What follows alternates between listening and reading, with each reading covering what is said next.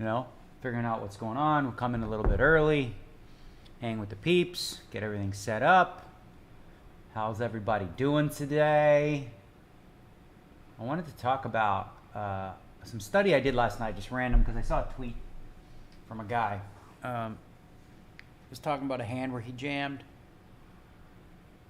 and I'm just, it's not good. It's just not. It's not. So sometimes, whatever, I'm getting into it already. Sometimes in poker, there are plays that are plus EV, right? And you're like, okay, that's a profitable play. But it doesn't mean in all situations that it is the most profitable play. So a lot of situations come up like that, right? For example, okay, let's use this as an example. Let's say I'm the chip leader. I'm up against another guy who's got exactly the same amount. We've both got 100 big blinds in this tournament, right? The average stack is like 10, okay? So 10 big blinds average, and we've got 100 each, okay? Now there's a spot where he goes all in, and I know I have like, you know, plus, it's a slightly plus EV play to call, okay? So if I call, I win, I have 200 big blinds. If I call and I lose, say like 51-49 or whatever, now I have nothing and I'm out of the tournament when I was doing really, really well, right? So even if I saw the guy's cards and I'm like, all right, well, I have the best hand here, I'm supposed to play, it's still incorrect. Even though it's like, okay, it's plus EV, but it would be really fucking stupid because of ICM. All right, what the hell? We're already sitting down? Seating us already. Okay, well, that's good. Then I can set up the table. Do you understand what I'm saying, people? Anyway, let's go table. All right, let's go to Superstack Bounty. Boom, boom, boom. That's cool. I like when they do this early for me so I can get the table set up because I'm very technologically not smart. It's funny, like, I don't know why. Like, I mean, I've never been, like, good at, I mean, once I figure it out, I usually am okay, but it takes a while for me, for my brain.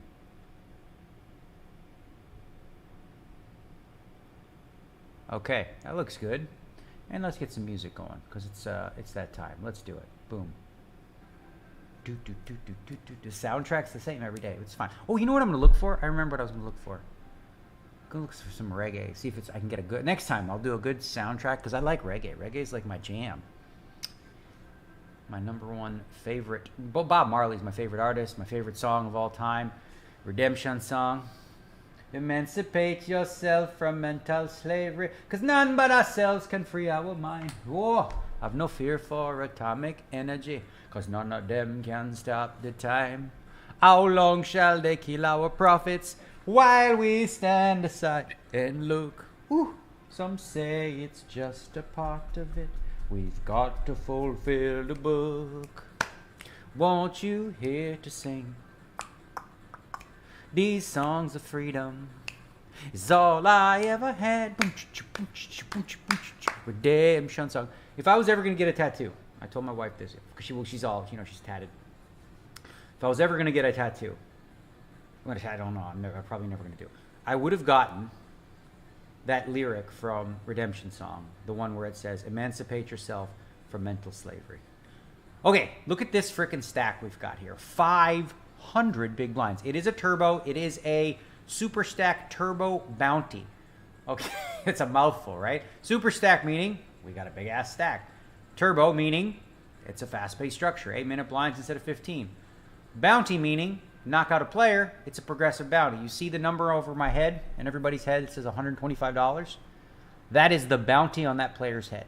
If you knock a player out, then your bounty goes up. So you put that number on your head and you take half the money, you know, whatever.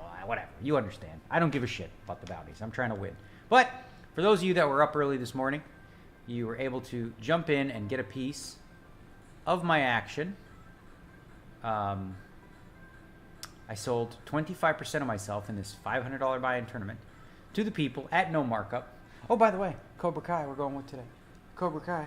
Hey, what's up? What's that say in the corner? Karate champs. Cobra Kai karate champs. There you go.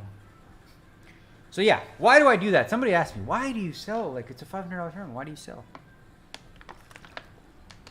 Why do you think I do? Right? I don't need the money. And if I did, I would charge markup, right? And be like, okay, like everybody else, so I got to make 12 cents in equity, blah, blah, blah. You know, make 11. So I don't do that for that reason. So what would be the reason? Why would I do this? All right, where's the chat at? Nobody here yet?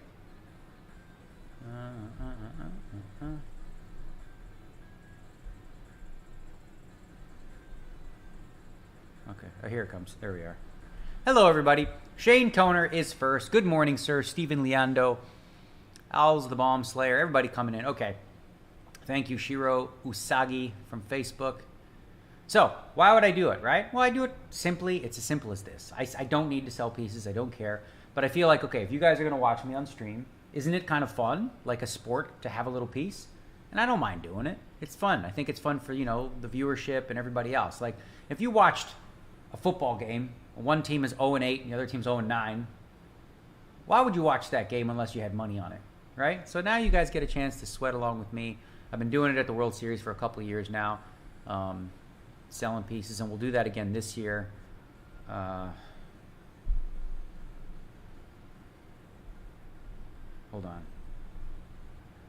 Okay, let me just text somebody.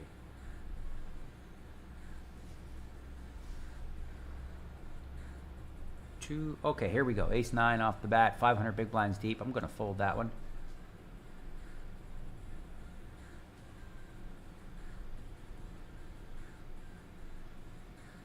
What's going on with my sound now?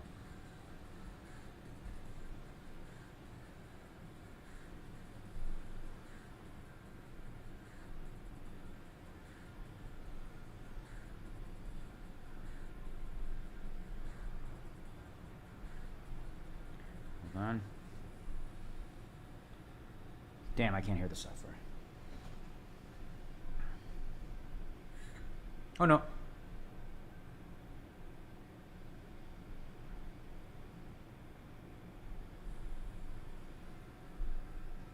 I can hear the sound now. We good, I think. What is everyone taking freaking 100 years for? It's the first hand. Maybe you guys just wake it up also. All right, there we go. I remember what I was going to do. All right, so yeah. Let's see what I can do here.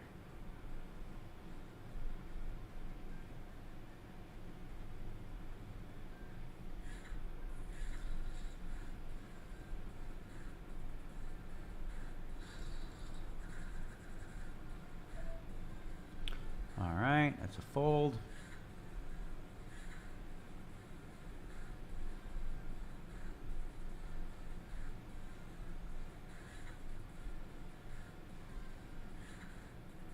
Dun, dun, dun, dun, dun, dun.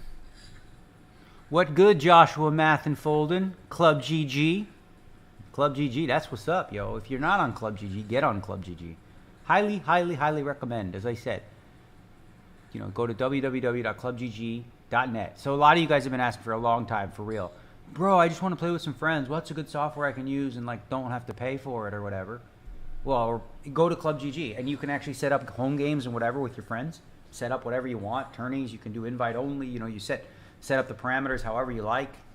It's really like just a fun thing. And in addition to that, right, so you can use Club GG to qualify for the main event of the World Series of Poker. This is a pretty big deal, I think, right?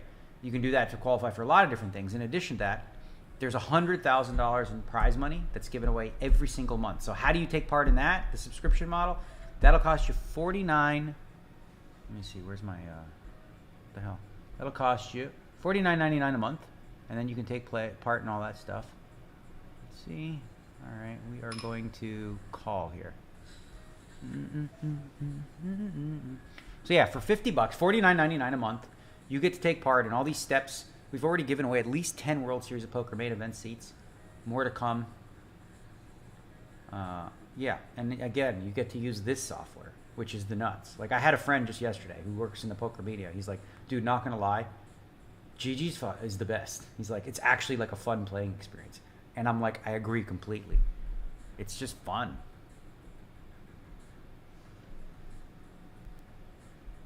Thanks, Eric Carlson on YouTube. All right, I'm folding this one. All right, let's see who we have at the table. We have Gary Thompson. Do we have any? We don't have any big, like, oh, we do. Big Fat atop has a GG Masters victory. Okay, that's a check here. All right, so he's got 171K in winnings. Does Big Fat top. Gary Thompson. When you see the name like that, then you know he's probably a baller. 358,000 in winnings. So is this a... Should I bluff this one? Why not? Start early with the bluff. Yeah, let's just bluff. Seems like a good spot. The fuck? I have a 7. All right, go ahead, call. I don't give a shit. I have 500 big blinds. Let's go, whatever. 10 high. Check, check, check, check, check, check. Bet. I mean, I could have a 3. I could have 6, 7. I could have ace deuce. What do they got? What you got, Sheila? Oh, give me the fuck. Give me the money, yo. Give me the money. Little early morning. Steal them pots. Chip leadered. No. Yeah, up 6 big blinds, right? All right. Okay, we got a raise from under the gun. We're going to make it 13 big blinds. 13 bigs is what we're going to do. So he made it 2.5, folds around to us in the small. We're going to make it 13. If we were in position, I would make it 10. Actually, now that there's a caller, we're going up to. We're going to go to 15 now, okay? From 13. Oh, no. Yeah, well, at least 15. Could even do 17 because we're so deep. Hold on. 135% pot. 67%. Let's go for 16.5. 16.5. So what you do is, generally speaking, out of position, you want your raises to be bigger. The more people that called, especially this deep, the bigger your sizing. So as you saw, I said I was going to make it 13 against one player, and then 15, and now there's another player, so we're going up to 16.5 bigs. So this makes it a little more expensive for guys. Holy shiznit. Holy shiznit. CCCF in the big line. Bonkers. He could just be doing that. See, this is the thing. Like, he could just be doing that because it's me. And he's like, YOLO, I want to beat Daniel in a pot. But 500 big blinds deep with ace king, it's like, it's pretty stupid to get that in. You can't just get it in for fucking 500 bigs. What is this guy doing? Maybe he's re-squeezing. It looks like I'm squeezing, right? So maybe he's doing a re-squeeze. Question is, with what? He could have queens, jack. He could have all the things. I'm just going to call. Like, if we were shorter stacked, that would 4-bet it to get it in. But this is way too deep, so we will call, see a flop. And the flop is really just not good for us at all. I mean, we don't have a spade, don't have straights, don't beat pocket jacks, we don't have a pair. I mean, if he has ace king too, which is very possible, probably has a spade. He might have ace king of spades. You know, we don't have a spade. He could have ace king of spades. You know what I'm saying? Oh well, whatever. We lost 30 bigs in a weird spot. Okay, because I'm not continuing here without the spade. Like you said, his range right now, I mean, unless he's goofy, he's got ace king, probably with his spades, so he's free rolling us. Or he's just got us dead with aces, kings, queens, jacks. So that's a fold. All right, take your money. And I would have made no. Oh my God, he did fucking fuck around. He had a 5. I had a feeling it was because it was me. I really did. I had a feeling. I really did. I don't know how. I just had a feeling. He showed me a 5. And now he leaves. Now they move the guy. I had a feeling, I swear. Maybe I should have just said fuck it and got it in for 500 bigs with ace king. So that's the thing. Sometimes when I play, you have to factor in, like, okay, does this guy just want to mess with me because it's me? And when you can't see them, right? Because online I can't see their face. It makes it sometimes a little more difficult to discern online. Live, I can usually tell when a guy's like, oh yeah, I'm going to stick it to the ground over here. Look at this, Baby Shark with 2 GG Masters wins. 180K in winnings. So whatever, it's fine. Like, we didn't flop anything. So 47K from 50. Like, it's not a big deal, right? But, yeah. I had a feeling. I really did. Because, you know, I don't know. It's just, yeah, I just had a feeling.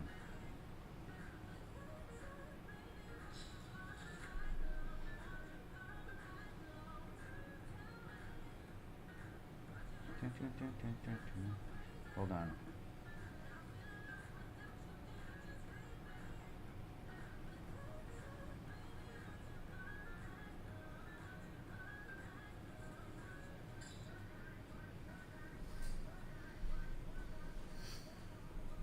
All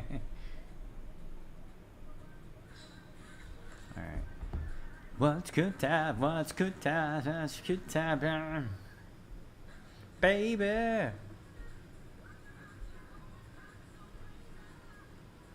I did have a feeling. So yeah, that's like something I think about, of course, especially in smaller limit tournaments, like $500 buy-in. You don't see that as you're not going to see that in a 5K or a 10K. You know, 5Ks and 10Ks, guys are just going to play. They don't give a shit. It's me, blah blah blah. They'll try to exploit me in other ways, but not like that necessarily. That guy, I think he just wanted a story to tell and a screenshot. You know what I mean? And sometimes that works to my benefit, but sometimes it doesn't, especially online, because I don't know. By looking at him, like which kind of guy it is. Usually when I play live with a guy, like I can tell if A, he likes me, B, he doesn't like me, C, he wants to tell a story, D, he's afraid of me. I can usually sense these things just through talking and being myself. But again, online, you know, you just have to play poker.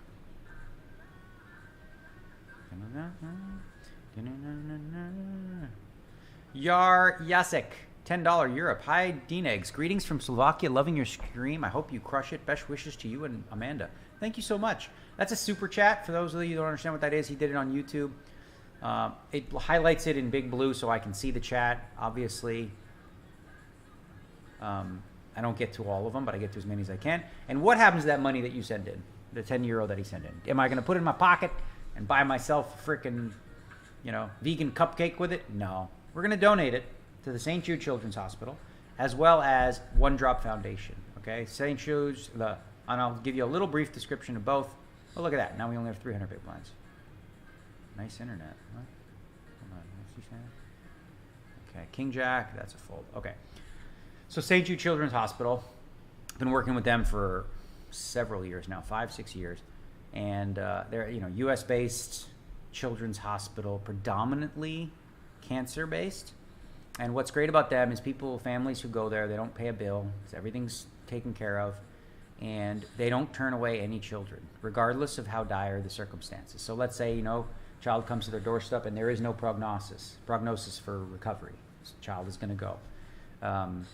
They'll work with the kid anyway, make it as positive an environment. The walls are blue and pink, and they're like, the wheelchairs are little fire engines. It's super cute. But most importantly, one of the key reasons they do that is to learn. So for example, years ago, I can't remember, 20, 30 years ago now, there was a form of cancer that had a 8% survival rate. 8%. It's not very high. So 92% death. After working with these kids who had this form of cancer, they figured out ways to treat it. So that now they have a treatment that is 92% effective. So instead of 92% dying, 92% are living. Let's just call here with the, let's see. Okay. So 92% are living now, right? Which is pretty freaking amazing. So it's unfortunate that there needs to be a charity like this, but they do really, really good work. They're innovative. And most importantly, when they figure out they don't patent their shit. So when they figure out a cure for something, they don't just go, oh, we're going to profit. We're going to turn this into bank. They share it with the whole world so everyone can use this, information. The other charity that I work with is the One Drop Foundation, which does really good work all across the world. Predominantly, what they do is in areas where there is drought and there's not water and access to water, like that destroys a community, right? You can't survive without water. That's one thing. We can survive without the internet. We can survive without a lot of things. Water ain't one of them. So what they do is they help those communities sustain themselves, villages and communities, by creating water wells in the communities so that, they can have access to water. Because, I saw this video once. It was just like these dudes, in they're literally showering with Coca-Cola. They're cleaning themselves with Coca-Cola. Could you imagine having that sticky nastiness on you instead of water? So those are the two charities. Guy La Liberté, of Cirque du Soleil fame, who created Cirque du Soleil. That is his charity, and I've worked with them several times. They do an awesome event in Vegas, one night for one drop in Vegas. Not right now because of COVID, but it's beautiful. They get all these, circus performers. Not circus performers, but like all the performers on the strip who do different acts, and they create one epic show, gala, and they make like They pull in like 10, 15, 20 million. It's crazy. Dapper Dave, is it worth getting all in with Ace King for 500 bigs if this is a re-entry tournament and now you're firing multiple bullets into the tournament? Kinda, yeah. But, I mean, it's 500 bigs, right? Like, if it was unlimited re-entry, this is only 2 re-entry. If it was unlimited re-entry, I would, I'd just fucking do it. Who cares, right? I would do it with any 2 cards. I don't care. Whee! Let it ride. But because there's 2, you have to sort of play a little more normally. All right, this you see we were 500 big blinds, but not for very long. And the blinds are going to go up in 2 minutes.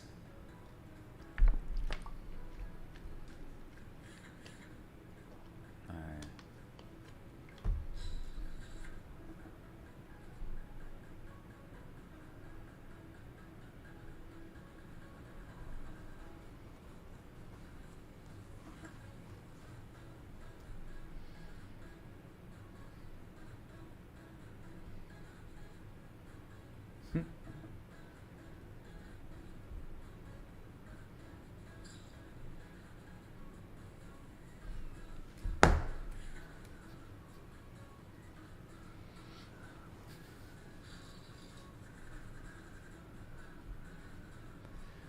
All right, we have the 8 deuce.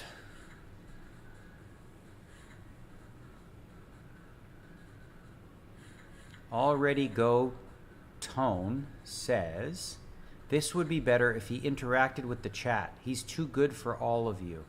Me. Yeah, you're right. I mean, it would be better if I actually interacted with the chat, huh?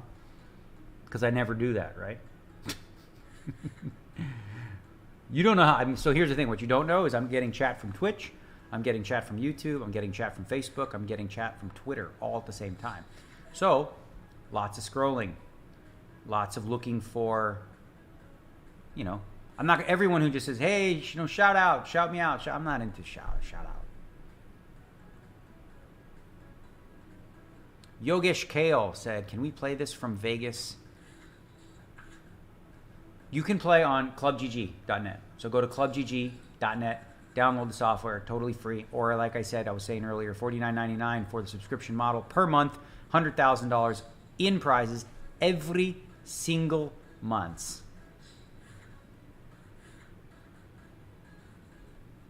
Okay, what do we got? 6 deuce off. That's a fold.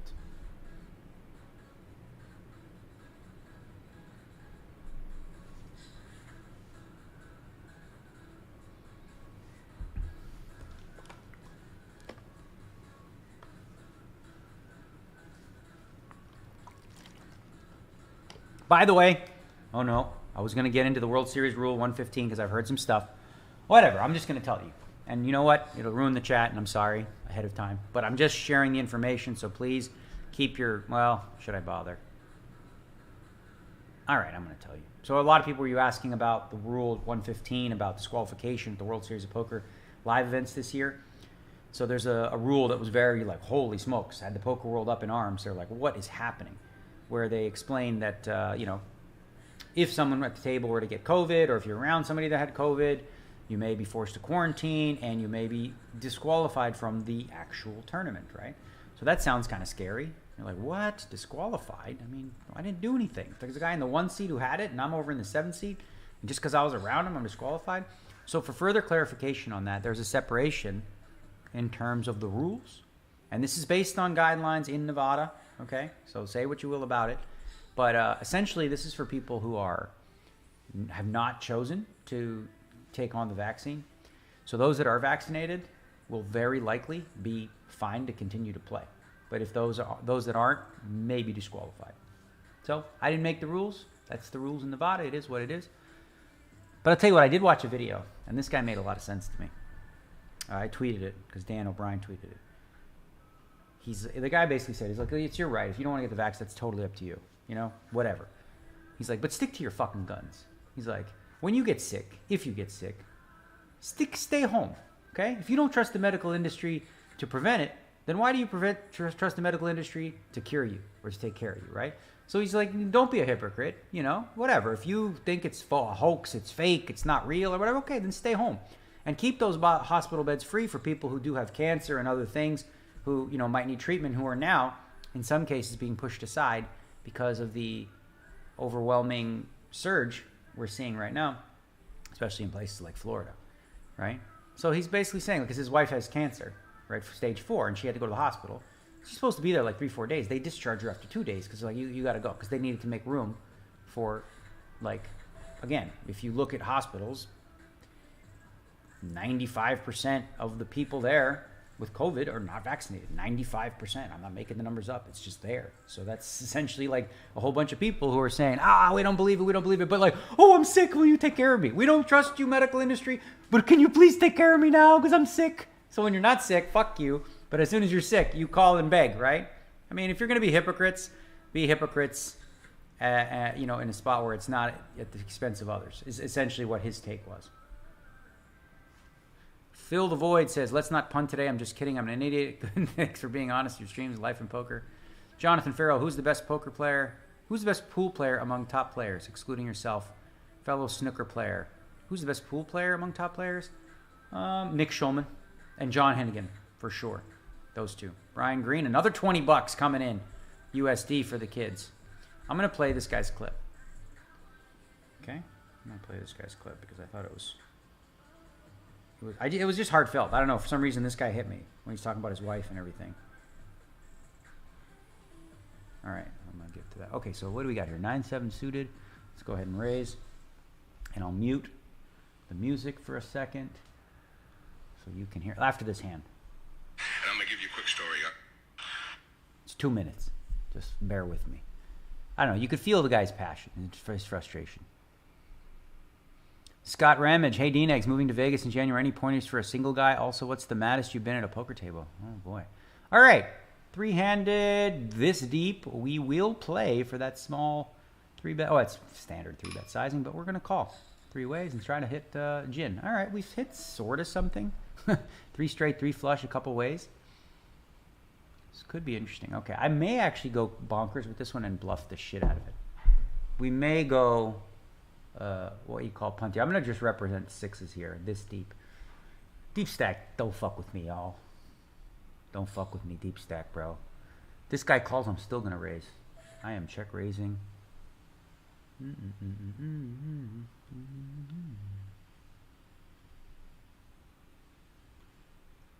All right, we are going bonkers.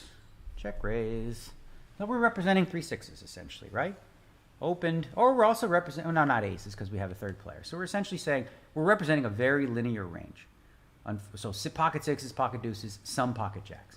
That's it. And we just fucking win because fuck that. Yeah. Yeah. Fuck with D-Negs. Ship it. Okay. Sometimes, bro, you just got to go for it. All right. So let's watch this video real quick. Hey, folks. How you doing? I just got a quick question about this whole COVID, not getting vaccinated and running to the fucking hospital once you get the virus fucking deal, because this shit is out of fucking control, all right? And I'm gonna give you a quick story on why I think it's out of fucking control. Last week I had to bring my wife into the hospital. She has stage 4 breast cancer. She was dealing with some symptoms, and I had to bring her in to get some fluid drained. She was having some pain, blah, blah, blah. She was in there for 2 days. On the 3rd day, she honestly should have stayed one more day, maybe 2 more days, okay? But on the 3rd day, instead of draining her fluid and what they wanted to do, they had to they told us that she had to be discharged because they had no room left in the hospital because of COVID. Here's my question. Why 99% of everybody that's in the hospital with COVID right now 94, is unvaccinated, okay? If you really fucking believe that COVID's not real, and you really believe that's not a big deal, and you really believe that you don't need to get the vaccine, that is your fucking right. Yeah. Okay? I'm not going to argue with you about that. What I am going to argue with about is you running to the fucking hospital once you get the virus. If you don't trust the medical field to prevent you from getting it, why do you trust them to cure you from it? Why do you run to the fucking hospital? If you really believe that COVID's not a big deal and it's not this, that, the other, and you don't get the vaccine because of, stick to your fucking guns and keep your motherfucking ass at home. Stop running to the hospital, putting everybody else at fucking risk, and in turn, the collateral damages. People like my wife who actually need medical fucking help for a chronic fucking disease get kicked out of the hospital because your dumb ass is too stupid to go get a fucking vaccine shot. Keep your ass at home. If you really believe COVID's not a big deal, prove it. Stick to your fucking guns. Keep your ass at home and fucking deal with it. Oh, right? I mean, the guy's just, fuck, I don't know. Something about that hit me because he's so passionate about it, right? He's clearly very upset, you know, because he's got a wife who's sick and all that. What's this raise here? 4x? Okay, I can call that. Alright.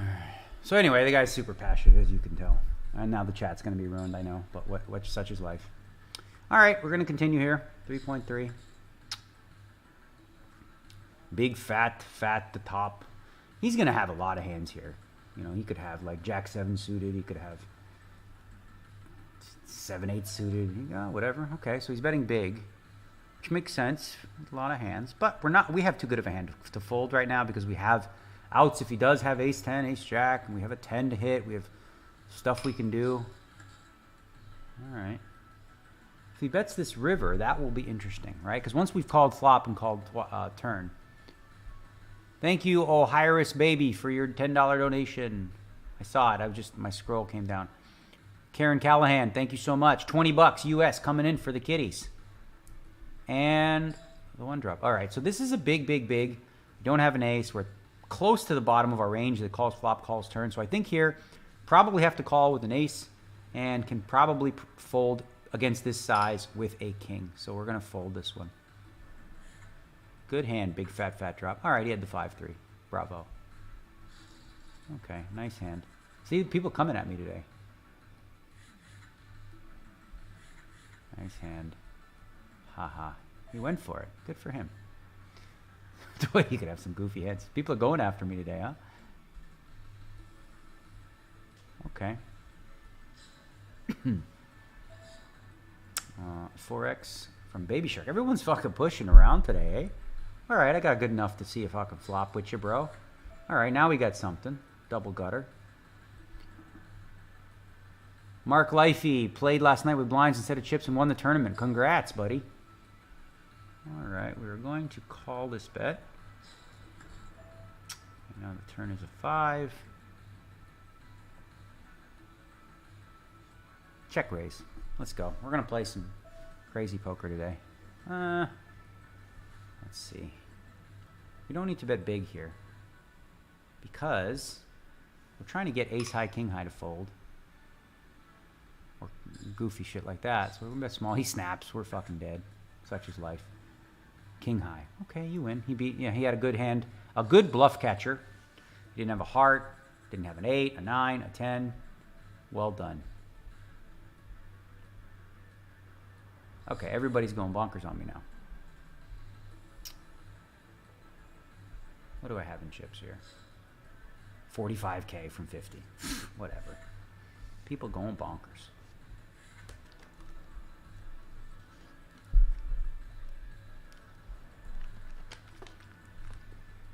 Why are the chips reducing this quickly? Because the blinds are going up every 8 minutes. So the blinds go up, the average stack goes down. Okay, so I had to share that video just because, I don't know, it really hit home. Like, you could see that the guy was just, and he makes a good point, you know? He's like, flat out, you know? He's like, listen, if you don't trust the medical field to prevent you from getting it, why, as soon as you get it, do you run to the hospital and say, oh, can you fix me? Well, you didn't, we offered a fix for you. You didn't want the fix. Now you want the fix because you're sick? So you only want the fix when you're sick. Got it. How about if you stick to your guns, you know it's fake or whatever, stay home, he says. You know, leave the beds to the people who, you know, have a different view. He wasn't saying, this is the big, he wasn't saying hospitals shouldn't treat people who come in. He's saying it's just like, it's a very hypocritical position to be like, ah, fuck it. I'm YOLO. I don't need the vaccine. I'm good. Then you get sick and you're like, oh, help. Give me drugs. Give me something now because I didn't want to go get it. You know?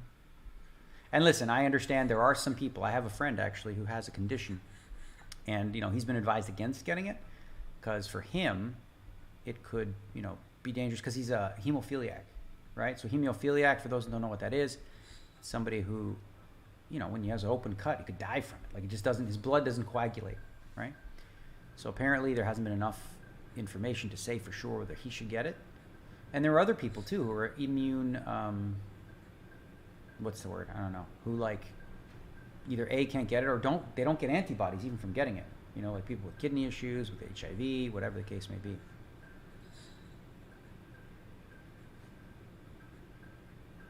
Bye-bye, Vibe Valuable Sandwich. He says, this is seriously the last time I'm ever watching this dude do anything.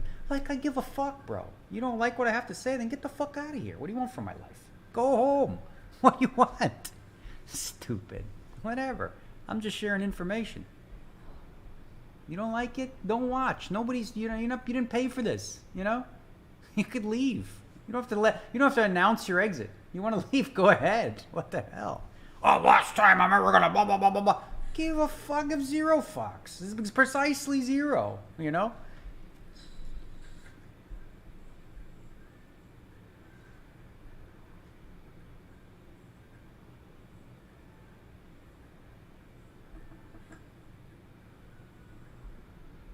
So, I mean, I knew I was going to open this can of worms. We'll get over this topic, move on to normal things, but for right now, the chat has gone blown up.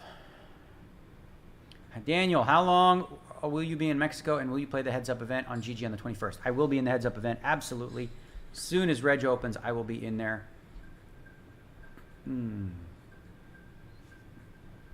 I will be in there. I will be here in Mexico until I believe the 7th. And then I'm going to fly back to Las Vegas and play the Poker Masters.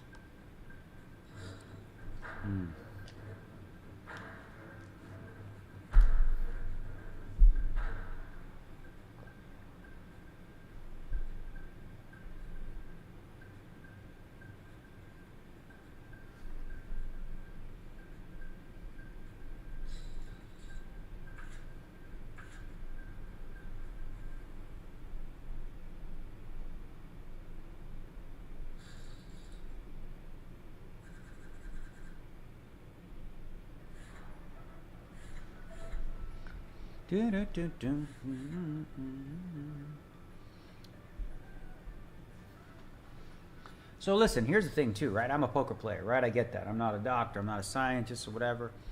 But I'm interested in a lot of different topics, and I'm allowed to talk about them, you know? The idea that just because I play poker, I'm only allowed to talk about poker is like ridiculous. Like, what do you do for a living? You a carpenter? Okay, well, you can only talk about carpet. Okay, let me know. Okay, how many nails did you put in? Excellent, right? But don't talk about nothing else. Stick to this, stick to that. No, you know, I'll say what I want to say. And if you don't like it, guess what? You can go.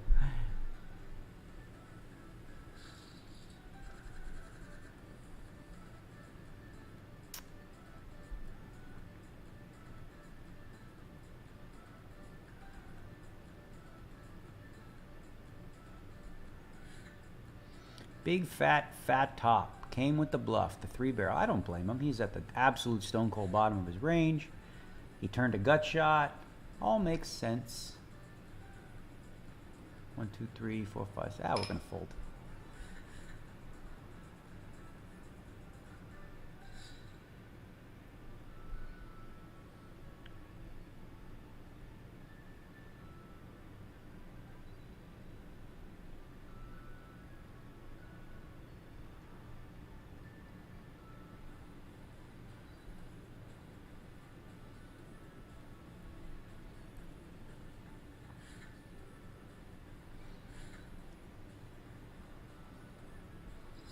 Do I bluff raise river with king queen ever there? I don't think that's a great candidate to do it with, because I could just call. You know what I mean? But I mean, yeah, some of the time when you're deep, you can do shit like that.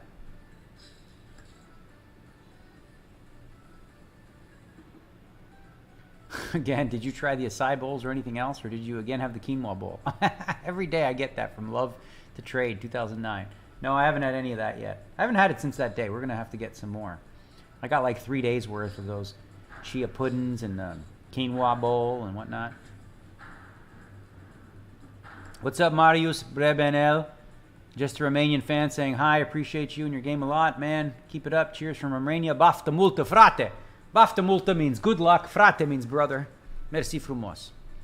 Vicky Rajkumar. Hey, Daniel. Been killing it since I watched your masterclass. Here's your cut.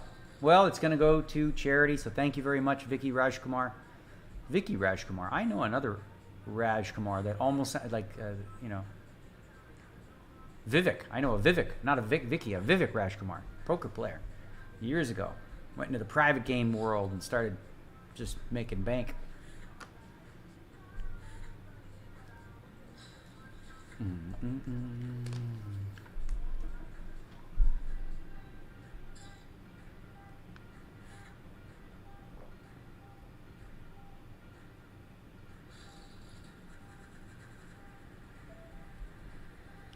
right, folding. So far, a weird start in this tournament. We've been getting bluffed. Guy fucking 4-bet us with a showed a 5. Another guy 3-barreled, showed a 5.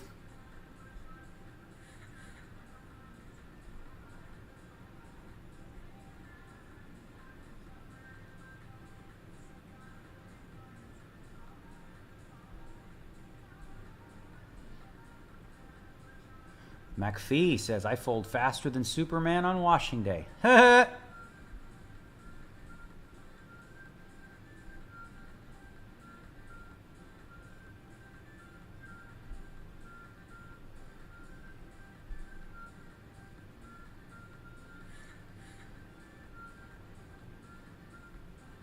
Whoa. Oh my God, what is this?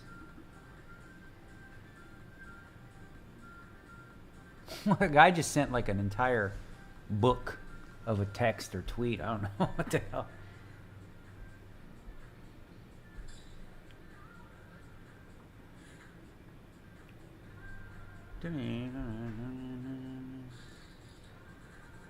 Whoa. Jeez.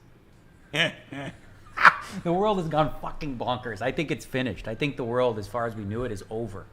It really is. You know, like never in the history, I was talking to a friend this morning about this, never in the history of our society has it been so easy to like spread disinformation and have all these different channels with social media and YouTube and all these different rabbit holes that people can go down, that like we're living in a world of like alternate universes, if you will, and it's not going to get any better. I think it's only going to get worse. Especially with fake videos being a thing, like deep fakes or whatever they're called, like where you're going to see people say things they didn't actually say, and you can see them mouthing and it looks real.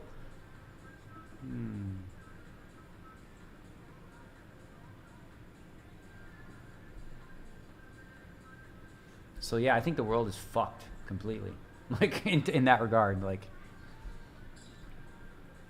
people are so convinced, you know, that some random guy on YouTube who says he invented the internet and he's like 30 years old has all the answers about the deep state and the cabal and blah blah blah. All right, let's see what we got here. This is not a hand we would normally 3-bet, but I'm going to push the action a little bit and we're gonna make it 12.2 against. See, you can see all the stats on the player. He's played a decent number. It's only 26 hands, but he's played 38% of them, which is high. People trying to bluff me all day. Maybe he'll 4-bet me and show me a 5. Okay, that's a good flop.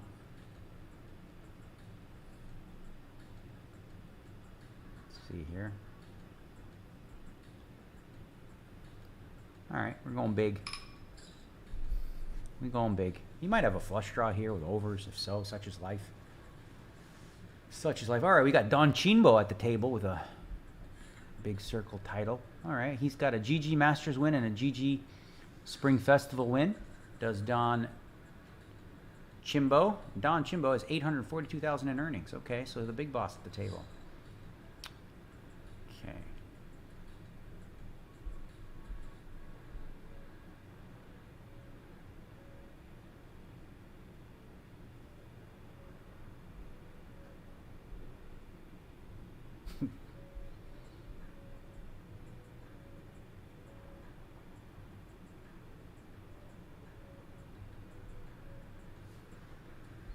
Yeah, that's a good point, Spectra.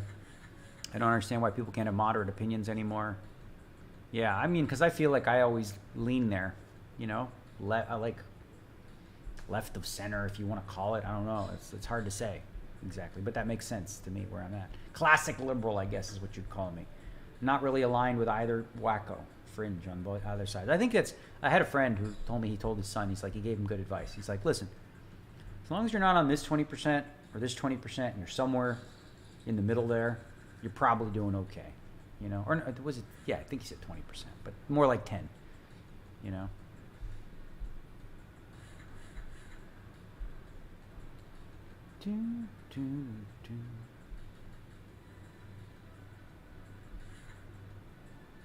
Yeah, so I was saying, like, because I had, well, you know, Mike Mattisell, he's fucking just completely brain is mush, right? He gets his information, and he's just like, I believe it. And I was like, why? I was like, what's this guy's credentials? He's like, I can tell, I can read it, I can feel it. He was literally getting his information from a guy, it was like this dreadlock dude, who was like 30, on YouTube, doing this 2-hour video he sent me, right? Where the guy says he invented the internet. He's 30 years old. He says he invented it. Okay? Then he goes on to talk about all this stuff, like this Illuminati and deep state and all this kind of shit. And Mike's like, see. I'm like, why do you, okay, so I get it. You know, there are lies being told in a lot of different, you know, areas. You know, sometimes like news from a lot of different sources sometimes comes out and it's not right, it's not correct or whatever.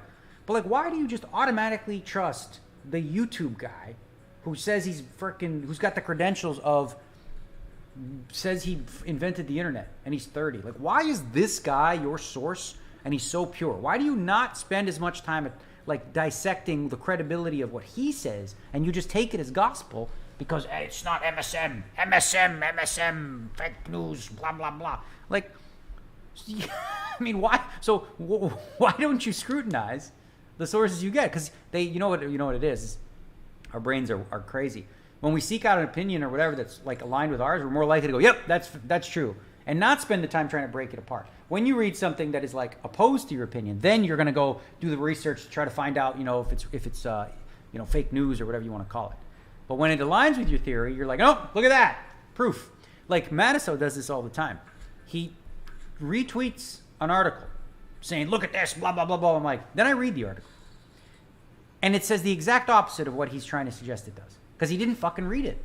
You know, that should be like illegal. Retweeting articles he didn't read. Not only that, sometimes he can't even read the damn headline.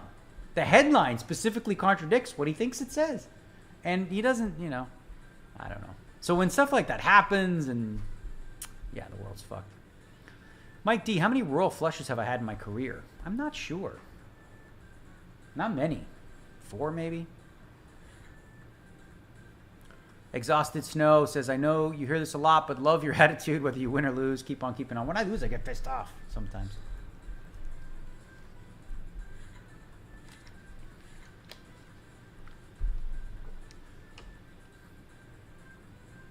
Thanks, Bad Dog Sports. I'll look into that. All right, Jeff S., what's up? Thanks for the donation. $9.99 US coming in. But do you notice that, right? You notice that, like, people are quick to pick apart, that's fake, but then their own sources are just good because they trust them. That's it. There's no need for any, you know, fact checking or anything like that. Nope. It's aligned with my theory and my thought process, so it's true. It's just that simple. Thank you, Pirate Poker. Something for the charity. Thank you for doing what you do. You put a smile on a lot of people's faces and they need it the most. Rooting for number 8. Well, I'm rooting for 7 first, but 8 for sure. All right, how many chips do we have here? We got our starting stack. It's been a weird one.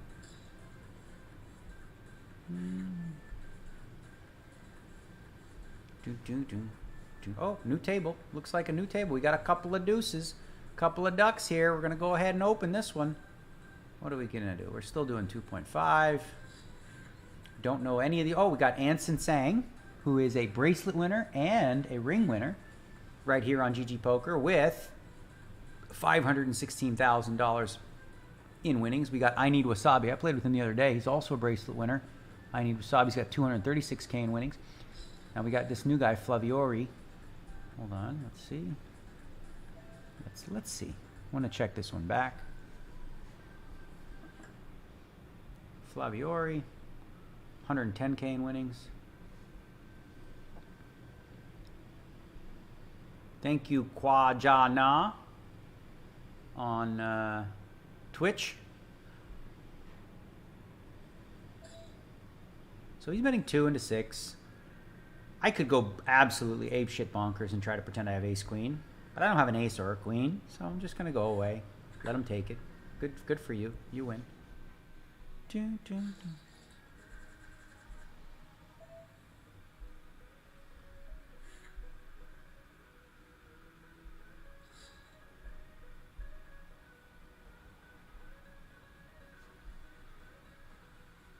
Wow.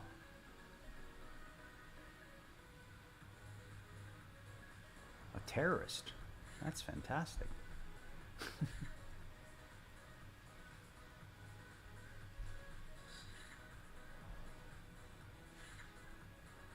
How do you apply to become a mod? Someone's asking me that. Where was that? Hold on, let me look for it. Love to Trade 2009 on YouTube. Email. Poor guy, I'm going to send. Hold on. I think email dnegsmedia@gmail.com.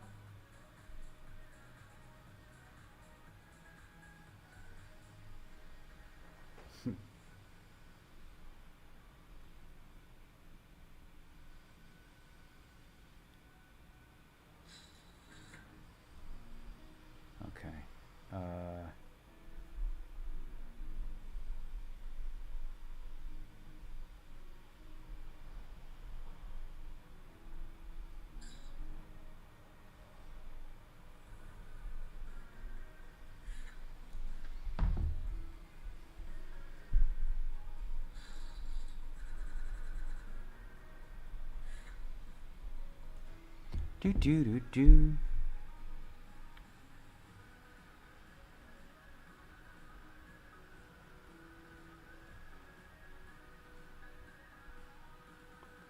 How are taxes on poker? Heavy. Yeah. Heavy. They are.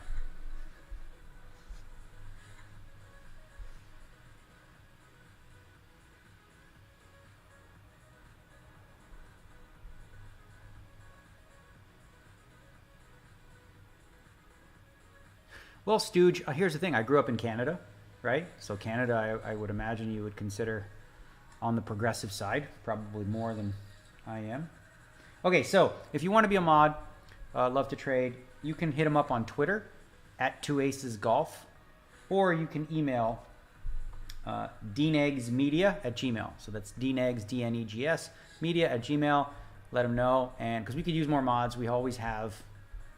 You know, whenever, especially if I talk about something non-poker related, we often have, you know, some bonkers stuff. Let's see here.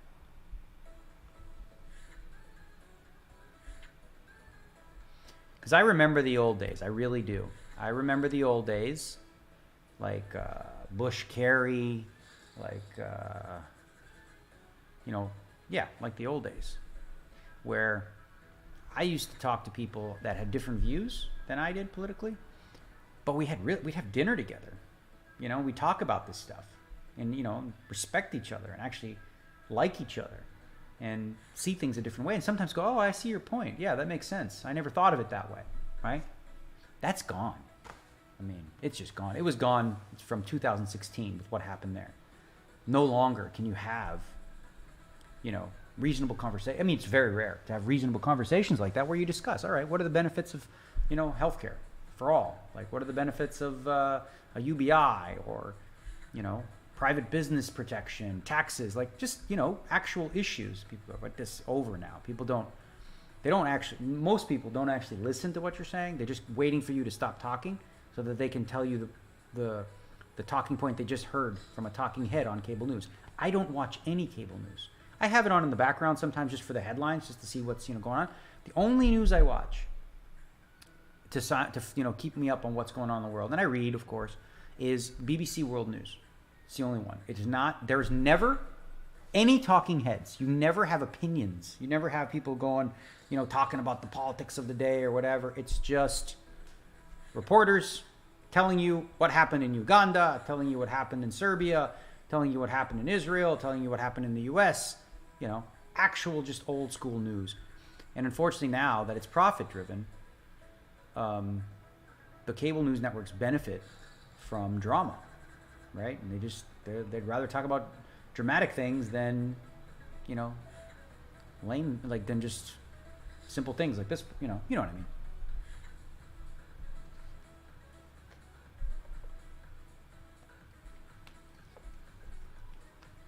Ace King suited is a good hand. This is one where at this point we're going to get it in. If someone 3-bets us, we will 4-bet to call off.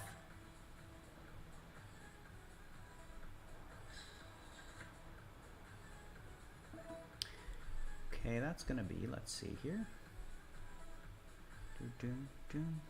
That's going to be a big size. If he has a deuce, such is life. So this flop, often you have to think about, all right, what is my range? What is the big blind's range, right? If you factor all that in, like who is going to, in equity perspective, have a better hand on a deuce-3 flop more often? That's going to be mine by a wide margin, right? My range is going to be stronger because I have aces, kings, queens, and all that stuff. And he likely doesn't. He probably has more deuce X in his hand, so he has like a strong there. Let's see, I don't need to bet this again. I can check this one on the turn, queen on the river. So we beat flush draws, is basically it. We beat ace-4, we beat ace-5, we beat 4-5, and we beat spades. So we beat enough hands, we have enough showdown value where we don't need to turn this into a bluff. If he has a 3, such as life. If you got pocket 5s, we lose ace-7. Okay. That was cute. That was cute. All right, so so see, he's really not, well, I guess it's fine. He had a spade. Oh, well, whatever. It's a very difficult place to defend from on a flop like that when you're out of position, when you're playing with what's called a capped range, and I have an uncapped range, right? So what does a capped range mean? A capped range means that the very top of the range of hands that you could have doesn't exist in your possibility, but it does for me. So let's say, for example, specifically pocket aces, right?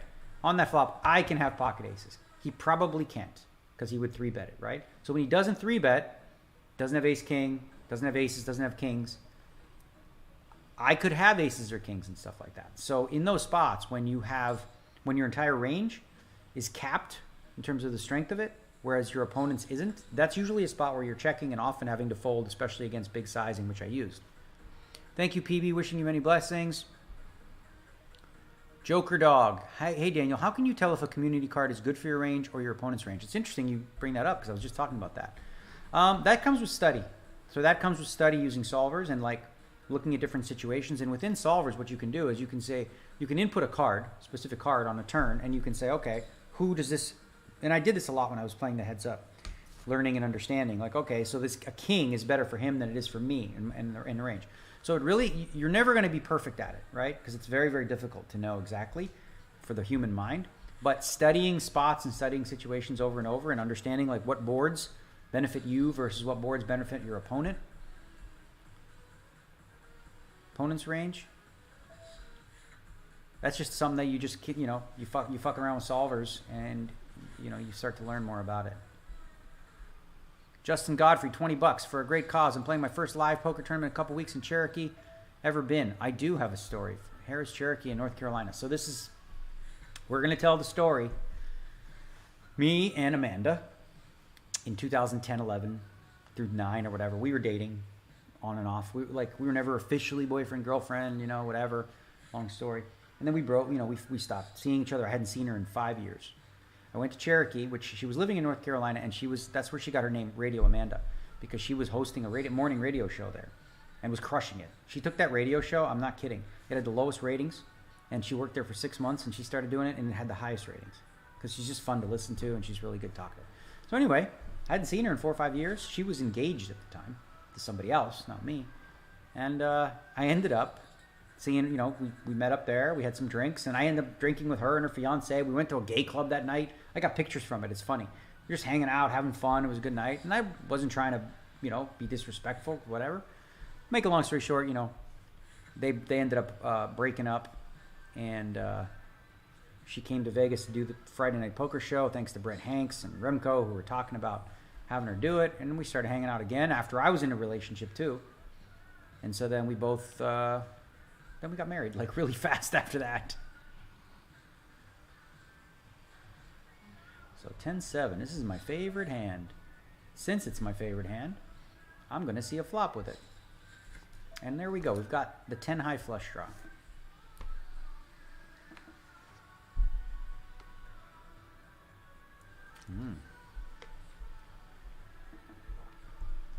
Jean Aguiar. Daniel, can you please explain how to avoid getting anxious about the blinds going up when I'm below average? Love from Panama. You got to stop worrying so much about that stuff. It doesn't do you any good, right? Don't even look at it.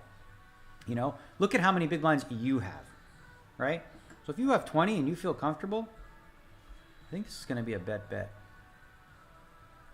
think I'm going to bluff this one through. Got to bet big though, I think. All right, we're going to try and win this one. It's going to take another bomb on the river. See, if Gormezano calls, it's very likely as an ace. Okay, birdie. All right, this is a good spot. This is looking good. So we're probably going to have to go big on river if Showmaker calls. All right, sweet. Take it down, Dean Eggs. So yeah, you don't want to worry about the average stack because, you know, depending on the tournament, the average stack might be huge. You know, 100 big blinds, like right now. What is it? Well, the average stack is 110 big blinds. So if I have 50 big blinds, do I have anything to worry about? No. So just focus on how many chips you have. And really just having anxiety over any of it doesn't make much. I mean, just breathe, I guess. Like take deep breaths. For real. I know that sounds hokey and new age, but 3 deep breaths does the body good. All right, let's see here. Nope. Going to flat this one. And check and fold. Not our flop. No diamond on the flop. CJ, people would never talk to each other the way they do if they all lived in the same street. I'm agnostic, but the principle of love thy neighbor is one that would benefit all benefit from sharing. Good luck, D-Negs. I think you're right. I think what you see, the venom that you see online is not what you feel typically when you're in front of people. Like I said, in the old day, oh, time to go. Command U. Be right back, people. Sorry if I don't get to some of your super chats, you know, but I'm doing my best here. Trying to scroll down here. All right. Robert Atkinson, do I ever fact check the BBC? I do. My wife is the best at that, by the way. My wife, whenever she reads something, she's literally the best at this. Like, she doesn't just read something, go, that's true. She's like, nope, we need to verify. Check, do. She does Google. She's like a Google queen, right? Because she's very good at study. She's studying for her psych degree right now, as I said. But she's the best at that. She doesn't take anything and just go, okay, that's true. She does the research and finds out what's behind it and to see if those numbers are accurate, where they come from. So, because like she studied that in her class too. Like, all right, there's a study. Okay, who funded the study, right? Let's take a deeper look at the study. How was the study done? The depth of it. And then sometimes you find within studies, especially studies that promote a specific industry, that they were faulty in terms of how they were done. And on the study topic, because I'll go and break in a second. On the study topic, that's a crazy thing. Let's say, for example, you're the dairy industry, right? You can pay for 100 studies on different things to try to prove your product is like really, really good, right? If you find 99 studies that actually say, no, my product is shit, you don't have to release any of them to the public. You can just bury them. You find one that suggests maybe your product is good, you can release that. So there you go. Look at that. Evidence our shit's good, and throw out all the rest. So it's really important when you look at studies and stuff to find out who funds this. It's super important. Like, that's number one. That's, for me, source of information-wise. Number one thing I look at, especially with food and different things, is like, all right, let's dig. What is this company? It's a shell company for what? Oh, I see. So you follow the money trail, and then you find, okay, whoever's paying for it, they're generally paying for it for a reason. I'll be right back.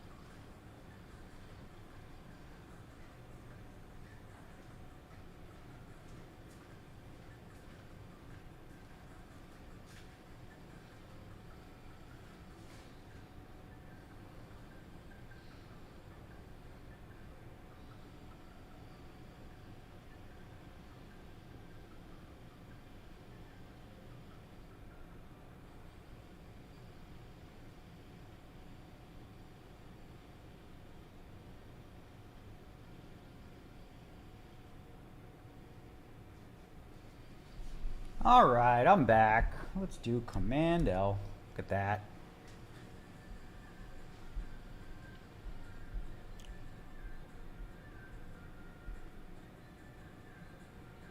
Am I always one-tabling when playing online poker? No, I do when I'm streaming. And then Sundays, I sometimes do too.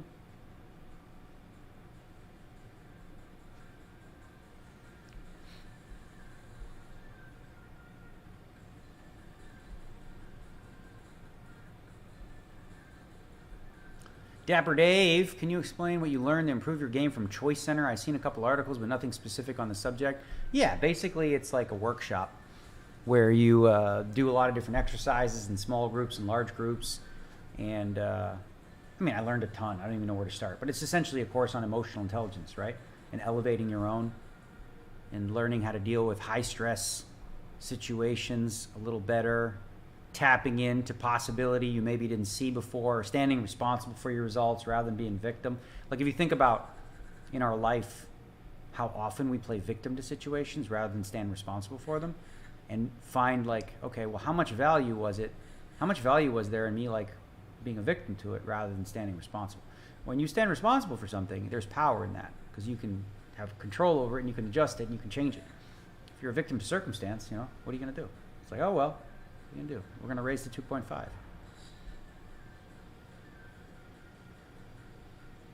Brian0923, ever thought of getting LASIK surgery?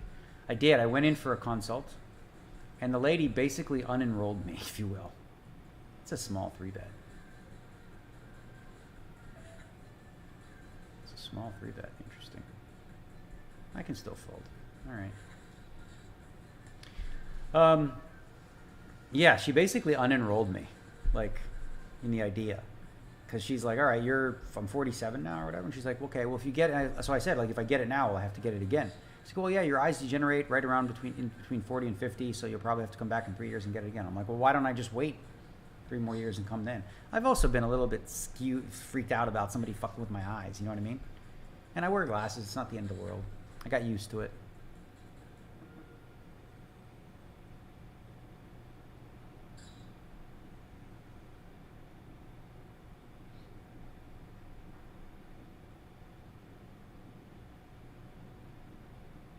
Jesus.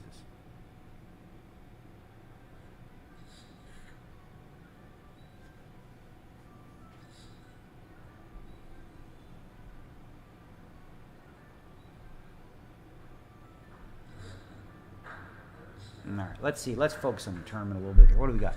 45K, still bullet 1. How much rebuy time left? We've got an hour and a half. We don't want to rebuy because, of course, you know, we sold pieces to people onto Twitter within the client here on GG. For those of you that don't know how it works, if you play on GG Poker, right? Let's say you want to play in a tournament that's a little bit outside your bankroll. Okay, you want to play in a 500. You normally play $200 tournaments. What you can do as an option, and many people do this, is you can buy into the tournament, right? And then you go into the lobby, okay? And then you can sell action, and you can choose the price. You can choose how much. You can say, I want to sell 50% of my action, and I want to, you know, you can even put a cap on it so that people, if you want to give it to fans or whatever, you can say, okay, maximum 1% per person, which is what I'm doing with these things. And you could sell at a markup. You can charge extra if you want to, right? And people, what they will do then is they'll be able to click on your name, and then they'll see your stats and go, okay, do I want to buy this guy or not? Right? And then if they do, you sell the pieces, you play it. The good news is, if let's say you don't sell enough pieces and you're like, you know what, I don't think I can play this tournament. I didn't sell enough. You can just unregister before the tournament starts. No harm, no foul. The people that, you know, did buy a piece of you, they would just get a refund. Hey, honey. You on the phone? Who? Oh, Robin Lehner? Oh, you are? Why is that? Just random?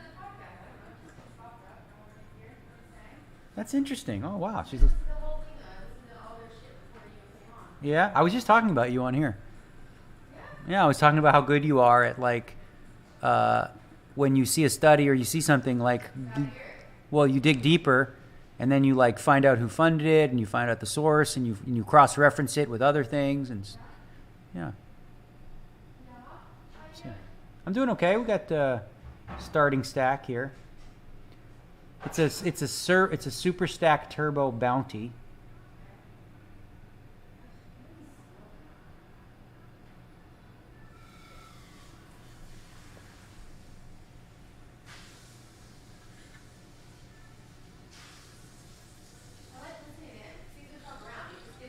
Oh, Robin? Yeah, he tells it like I saw that he did that because he said some stuff about the Golden Knights.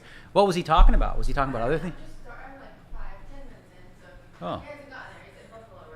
Oh. He's in Morocco right now. Did you see he shaved his head and has this weird, crazy picture? Yeah. Oh, when he played in Buffalo? Yeah.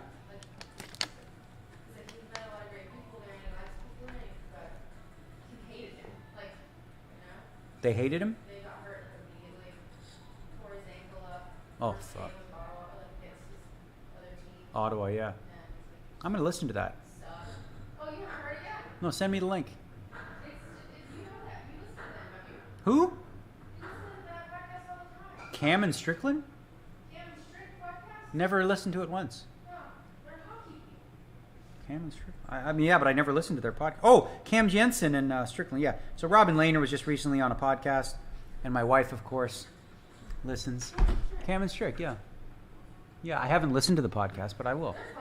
Yeah? You like spitting chiclets every time I've let you listen to them, too. They're bad. Yeah. I mean, you can tell these guys want to get bad, but you can't do that with him, Robin. Yeah. I want to show you the picture of Robin that he posted. Robin Lehner is who we're talking about. Goaltender for the Golden Knights. There he is. He's in Morocco right now. He tweeted out something like, look at this picture he posted. Social media, please keep bringing it back for the cup time. The old guy, when the season starts, he posted, okay. Oh, wow. I mean, that's different. Oh, Robin. He posted this picture just now, like, Woo! Robin Lehner, the goalie. I chat with him sometimes. Vegas goalie. Yeah. Oh, really? Like they were saying before he came on, they were like, okay, he'll give like one word answers because he just doesn't want to talk about, and then he gets real about things. Yeah. He doesn't want to fuck off. He doesn't want to what? He doesn't want to fuck off and like talk about silly things as much. He wants to tell you what's wrong. Yeah. What's going on mentally. Yeah. Now, I liked what Robin Lehner said. So Robin Lehner said he won an award for humanitarian something. He needed a speech, and he suffers from bipolar disorder. And so he went up there and he said, people, he's like, mentally ill does not mean mentally weak. And the fact is, the truth is, people that suffer from bipolar or similar type things, they're actually, just to survive, are way mentally stronger than you and I. Imagine you and I, for the most part, we live normally. Situations are what they are. You don't have to be concerned. But imagine if you were bipolar and like every little thing, you could be at one extreme or the other in terms of your emotional state, where you're super, super high or you're super, super low, and it's over nothing. It's not based on a trigger of something happened. You know what I mean? We're like, okay, for the vast majority of us, something bad happens, we get upset about it. With people who are bipolar, they go through chemical imbalances that cause, mood changes swiftly sometimes that are completely outside of their control. Imagine living like that and trying to function in this world. Especially without the aid of any sort of medication. How do you know so much? How do I know so much? It's okay, I don't care. What do you mean you don't care? I just don't care anymore. Really? Yeah. You mean I can talk to people about that? I mean, I don't want you to go so in depth, but you can say it's fine.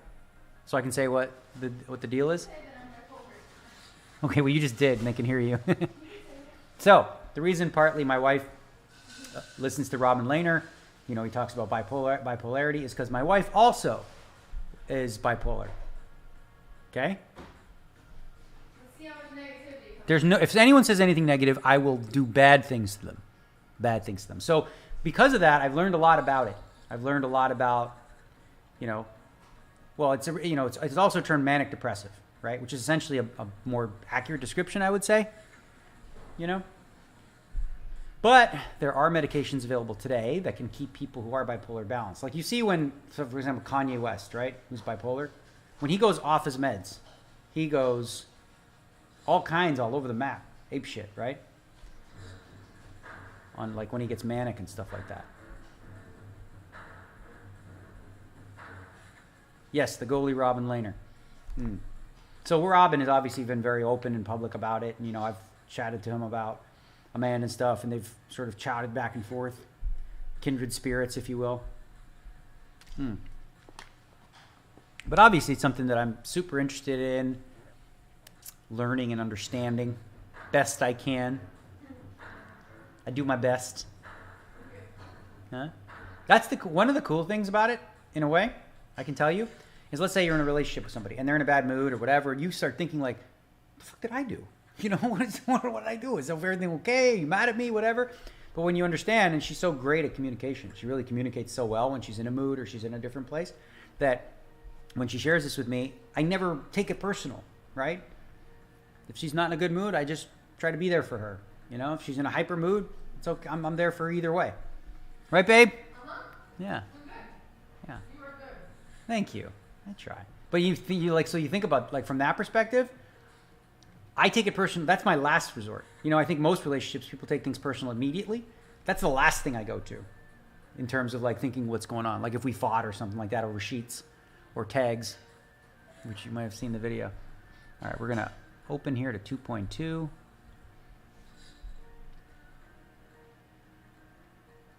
Get your missus on screen. Yeah, later. We'll do podcasts. We're going to do podcasts together. She's busy right now getting her psych degree. All right, we got 3 kings, babe. King, king, 4.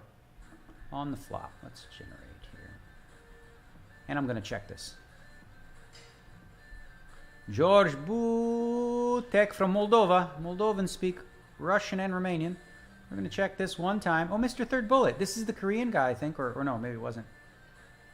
I'm not sure. Is your third bullet? Oh, no. The guy's name is Mr. Third Bullet. Button bet. Under the gun. A big blind called. So the question is, do we raise now or wait? The danger here is if we just call, it's going to go checked around on the turn. But I'm going to do that. Ace on the turn. Now I'm going to do something really weird when that ace comes. I'm going to make a blocker bet.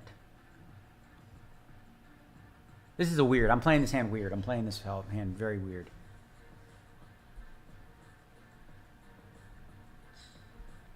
All right, we got called. This is where we're charging the flush draws just a little bit. And now I'm going to bet small again. Because he could have a king with a better kicker, for 1. 2. Hold on. We're betting third pot. Now if he jams, it's a tough decision, right? But what is he going to jam with? He doesn't have king 8, king 4, or ace king. You have a king? Yeah, see? Fuck. I had a feeling. He had a better king, babe. Oh, sorry, what? I king 4, I lost with king 5. But that's okay, I'm not out. I actually made a good play because I bet small and turn a river as it turned out. So the guy didn't raise me. Nice. I'm going to finish this podcast. Okay, honey. I love you. I love you. That's big.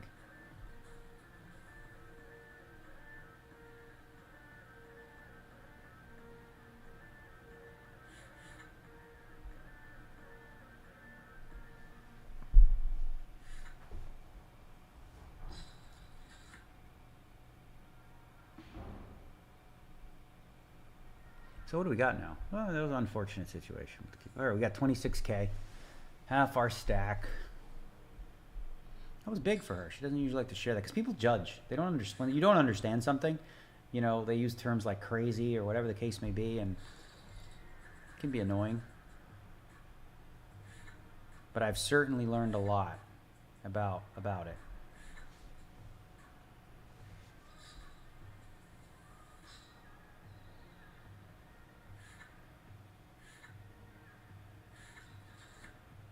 I've heard of Bates' method for eyes, for fixing your eyes. I've heard that. Did I fold king 8 suited? I don't remember folding king 8 suited. When did I do that? Oh, I did.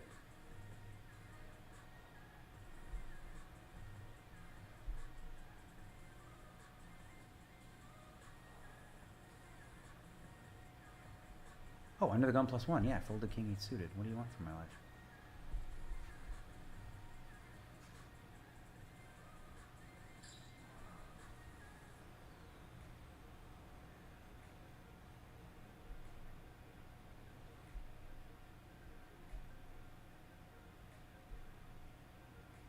Someone says, fuck yeah, talk openly about mental health, people. My wife is dealing with bipolar disorder really well now. Yeah, so is mine. She's, that's the best thing. It's like when she's in a mood, and sometimes it just happens. It doesn't happen based off anything specific. It just comes and goes, right? But she always communicates with me. So like sometimes if I'm gonna come home from a tournament or whatever, she lets me know ahead of time. That way I don't come home all surprised. Like, what's your problem? Why are you upset? Why are you being snappy? Whatever the case may be. So because I know ahead of time or whatever, it's easier to just communicate. Yeah, a lot of people who are bipolar who don't get treated, the prognosis is very bad. More than half of people who are bipolar who don't get treated will commit suicide because it's so brutal. It's like, imagine having these thoughts in your head that you can't stop. You just can't get them out of your head.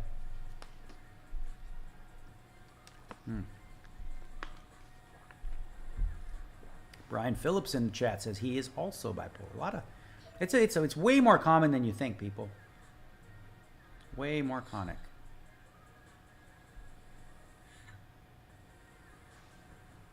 Meldog says, I was diagnosed manic depressive 30 years ago. I bet you 30 years ago they were giving you all kinds of weird stuff to try to fix it. That's the thing about the cocktail, right? Because what you're trying to do is you're trying to level people out so that the highs are not as high and the lows are not as low. And but the thing is the medications often have to change every 6 months. So you have to constantly be, in therapy, and also making sure that you're staying ahead of whatever changes. Let's go 27%, because it does change. So let's say something's working really well for 6 months, all of a sudden it's not. So then you have to change your cocktail. You add, you up one certain drug, you lower another one.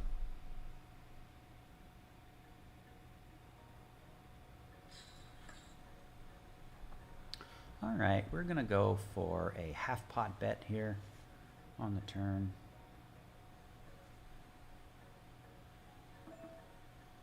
Yeah, everybody's being super positive. I appreciate it.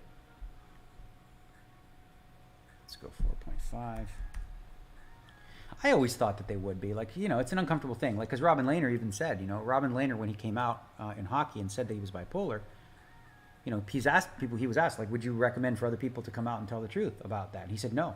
He says, don't, because you're going to get punished. Because Robin Lehner's contracts have been heavily influenced by that. Like, he only gets 1-year deals. He wasn't getting as much as he deserved, despite being like one of the best goalies in the league.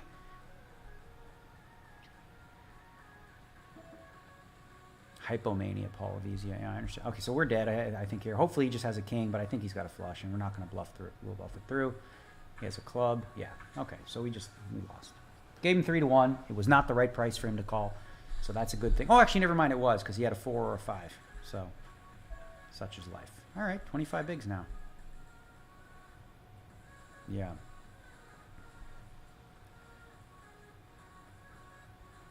Yeah, so I want to be careful about saying too much about it, because I know she doesn't, it's, nobody's business really. But, you don't know you're bipolar until much later in life. Or you don't usually know until you've already been bipolar for quite a while. And like people that are typically bipolar are going to look to self-medicate, okay? What does that mean? People that self-medicate, they're looking to get out of their head, get out of their thoughts, right? So one of the things they'll do is, what changes your thoughts and you're getting out of your head? Drugs or alcohol, drugs, whatever the fuck you can get your hands on to self-medicate and get out of your head. So that's very, very common. So people that are bipolar are not necessarily drug addicts or alcoholics. They're just trying to get out of their head. It's not an addiction to the actual thing. It's an effort to alleviate the constant, thoughts racing around in your brain. So that's very common. You'll see that very commonly. Man, I don't talk about this much because whatever, but like I know so much about this now because it matters, right? The person closest to me in the whole world has this, and I want to know everything possible about it.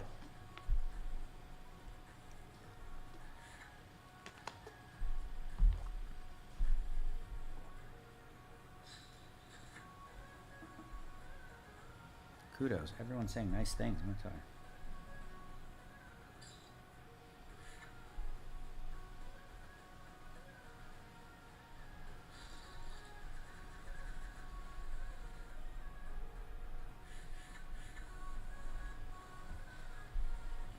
But that's the hard thing, I think, for people. Like, especially, I think it's getting better now. But like when people don't understand it, like there's a fear of letting people know that because then you're going to be judged.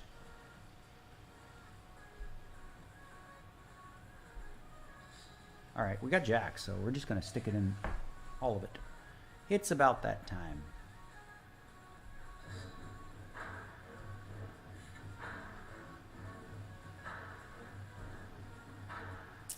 I think so too, Stationi. Daniel and Amanda are the perfect couple. They're positive. We really don't even fight, which is crazy. Like we had the fight over the sheets. That's not a real fight. You know what I mean? We had the tag and the hem on the same side, which is faulty sheets. Because I'm like, the tag goes on the bottom. And she's like, the hem goes at the top. I'm like, okay, but the tag has to go on the bottom because I don't want it in my face. She's like, yeah, but this hem does not go on the bottom. And so the sheets had the hem and the tag at the same freaking spot. Silly. I prefer playing six-handed. Do I suffer any stuff? I don't have anything. Yeah. I mean, I've been pretty lucky in my life with all that, you know. My parents were great to me. No trauma from that. No other issues. I would say the one thing that I have that, I don't know if it's a thing, but I think I don't deal with death comfortably like normal people, right? Not in a sociopathic way, because I have tons of empathy for other people who are suffering. But like when people, I guess this is part of it. So when I was a kid, my parents didn't take me to funerals. Like they didn't, they shielded me from that. So I didn't really know how to be, you know, in those moments, like when someone died, like how to feel, how to be. And I felt almost like I was being judged in a way for being different or for not feel like, so for example, when my dad died, right? My brother got very, very close to my dad in the last 6 months, incredibly close to him, you know? And I sort of pulled away because my dad was very sick and I knew he was going to go. We all did. But so my brother's this big 6'4" guy. You guys have probably remember him from the documentary and stuff like that. And like he jumped into the grave as he was being lowered, you know, and he was crying and bawling. And I was just sort of standing there with sunglasses, kind of like more in shock or whatever. And I somehow felt as though, okay, I guess I had the interpretation. And luckily his wife, Ornella, really helped me with this because she said, you know, everyone deals with things different ways. I felt like, all right, well, now it looks like he loved my dad and I didn't, which is totally not true. Like I absolutely fucking adored him. He was my Superman, my hero.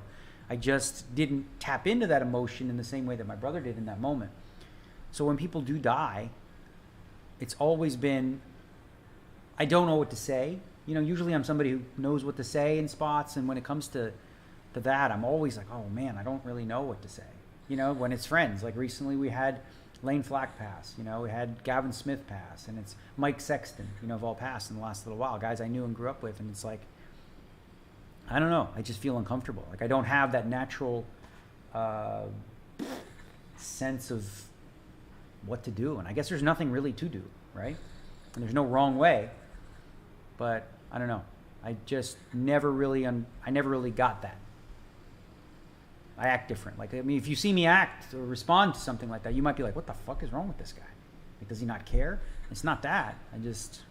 I typically get emotional seeing other people sad about, losing someone. Oh, I have Tourette syndrome also, but it's very mild. And it's only triggered typically when I see other people who have it.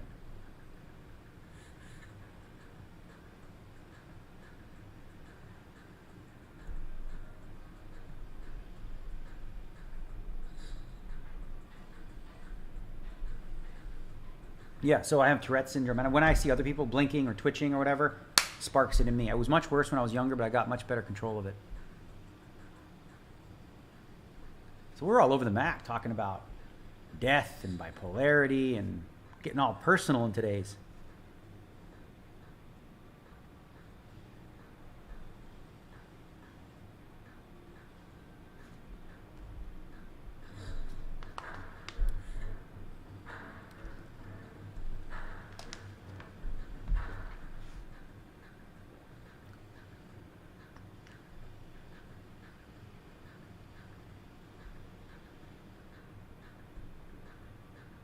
Yeah, Robin Lehner is a cool dude. He was so great, like when we started chatting on Twitter, you know, just talking about this and my wife, and I shared it with him, you know, with her okay, of course. She didn't really want people to know, I think, because again, there's genuine fear of being, judged harshly for something that's completely out of your control, right? But it explained a lot to me too, because as I said, we dated. 16 years ago, I met this girl, basically, right? She was a wild child, wild, crazy, fun party chick, whatever. But like, when you understand that part of her life, with the diagnosis that came later, it all makes complete sense. Like all the actions, everything that she did, all the decisions, good, bad, and ugly, whatever, all were, the being bipolar played a huge role in that.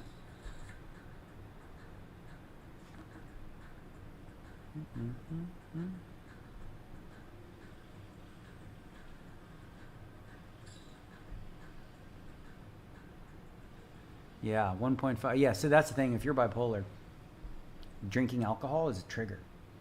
Can be a trigger. So we don't drink. Well, I don't drink that. Well, we both don't drink very much, and we always monitor because it can be a massive trigger for people who are bipolar, depending on who you are. And also, alcohol lowers your inhibitions, which can lead you down a path of,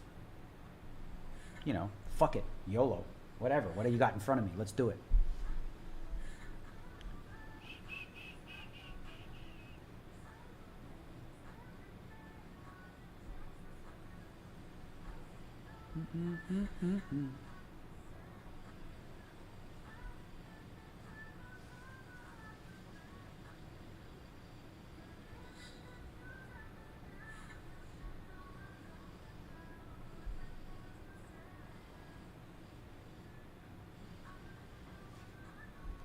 Don't I suffer from roid rage? Why do people think that? It's so crazy. As if I look like a guy on roids. If I was on roids, I mean, I'm doing okay here, but Jesus.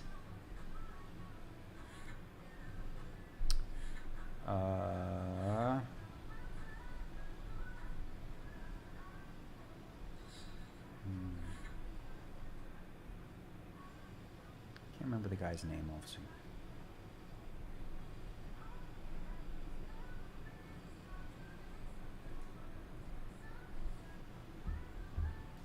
I have fake hair. I do not have fake hair. That is absolutely inaccurate.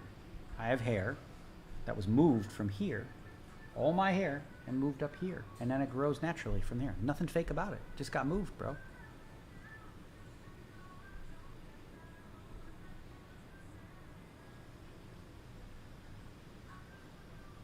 Yeah, I know jumping in the grave is not a normal reaction, but it's like when you see that, right? Feels like, I don't know. Can we see the PokerGO Cup? I'm in Cabo right now, so no, the PokerGO Cup is back.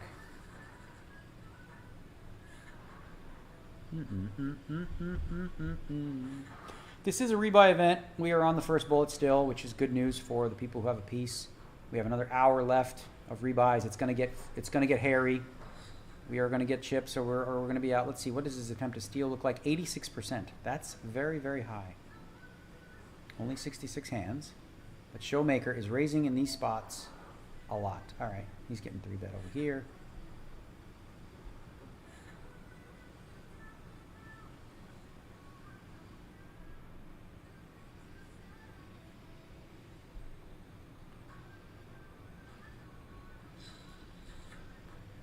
Like when I hear somebody dies, the natural human reaction most people have is like instant, sadness, tears, whatever. And I just kind of like shut down. I just shut off.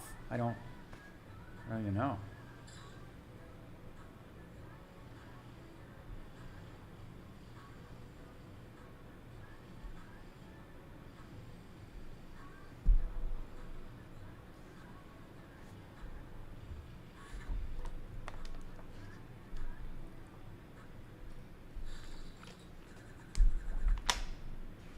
It's great to hear Austin Matthew Graham.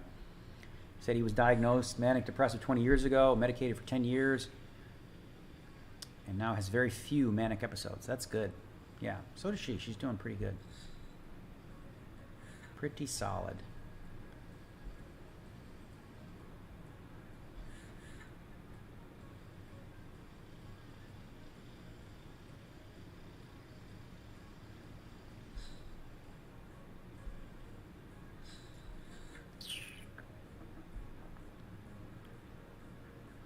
What tics do I typically have with my Tourette's? It's my eyes.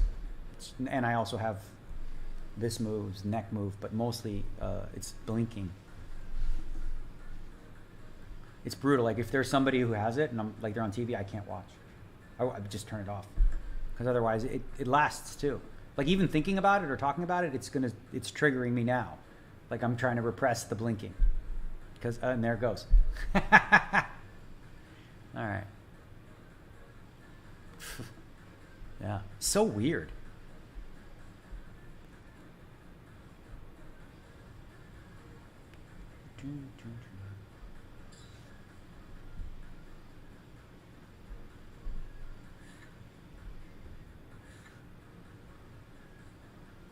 Are you okay? This might not be able to be PEB. He's asking me to. He says, "Are you a poker player? Can you do a quick background on yourself, if possible, for us newbies?" I would suggest, if you've never heard of me and you don't know poker or whatever, this a quick Google search will help. But yeah, I'm a professional poker player. Was in the inducted in the Hall of Fame 7 years ago when I was 40. So yeah, check it. If you Google me, you'll find more info. But I'm good, I promise.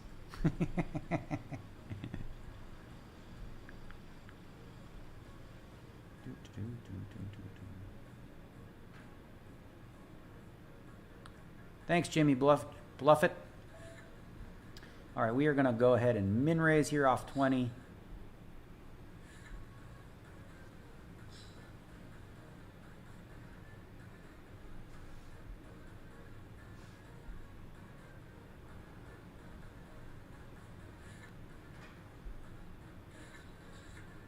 All right, what do we have? Pair of kings.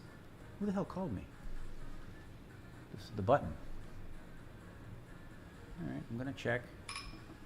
Not folding. Should not checking to fold. I'm going to check once again.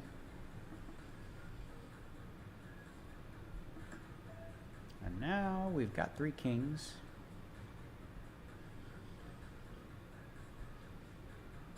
We're going to bet 40%. Flush got there, but whatever, we're not really worried about the flush. Not many combos of diamonds that he would call with pre-flop that make a flush that don't include the ace of diamonds or the king of diamonds. Like what? If he has queen something of diamonds, you might bet the turn too. If you raise him, I'm not folding. I don't care. Whatever. Here we go. Oh, hello. He's raising all in. All right. So he might have diamonds. I just don't think I can fold 3 kings with a 10. Do you? Nope. Nope. I mean, what the hell? He checked flop, checked turn. But now he's jamming. Could this be a bluff? Could he have king 10 also? King jack? I gotta see it. Show me. Okay, he does have the 5-3 of fucking diamonds. Sick one. All right. I guess that one makes sense. It doesn't, though. He shouldn't have played the hand. All right. You are no longer in, people who had a piece. Sorry. On to bullet 2. I mean, he's probably supposed to, well, he's supposed to fold that when I raise off of 17 bigs, but sometimes people like to tell a story. Okay. Fine. We're back to 50 bigs. Let's go. But, unfortunately for you guys, like, I'm not going to fold a king there. Come on.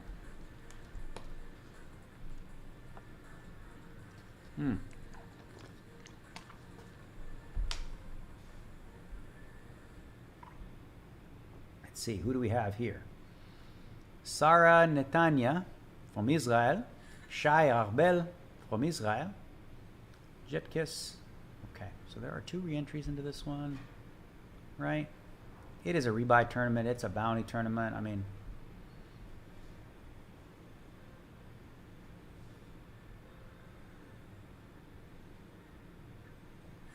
yeah, I think even if I played that hand differently, like if I would have bet the flop with the king, bet the turn, I was still going to go broke.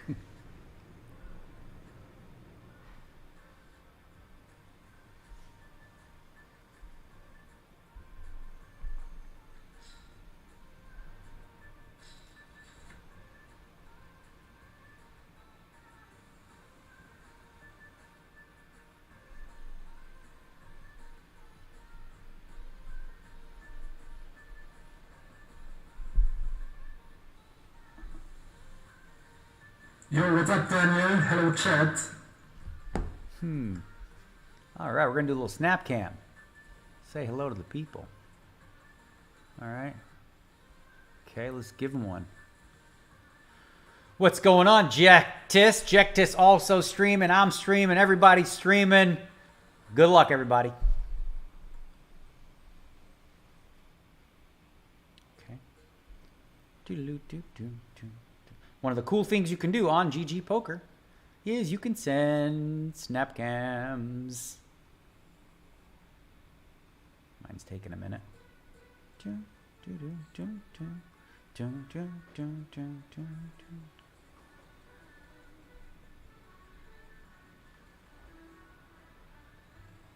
Is mine going up? Let's see. All right, we're gonna agresivo. Push the envelope. My money now. What's going on, Jektis? Jektis also streaming. I'm streaming. Everybody's streaming. Good luck, everybody.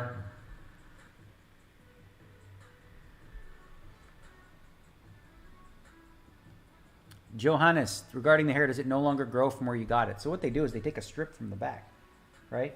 So they take those follicles and they put it here. But it's such a small strip. It's in the back of your head. And you don't, you know. Mine actually does have a scar because it was not done exactly as it needed to. But it's fine. All right, what did I just do here? Folded queen 8 suited? Okay. Do, do, do.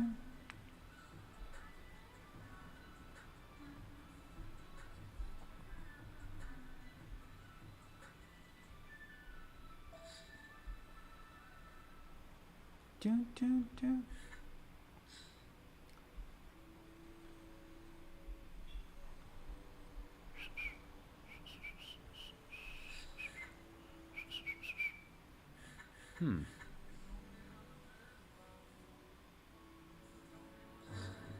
How does buying a piece work if you rebuy? Yeah, it's just bad news. Yeah, you only can, because the thing is, you know, you sell the pieces before the tournament starts, you sell it for the first bullet. If that bullet is gone, so is the investment. So now nobody has a piece of this second bullet.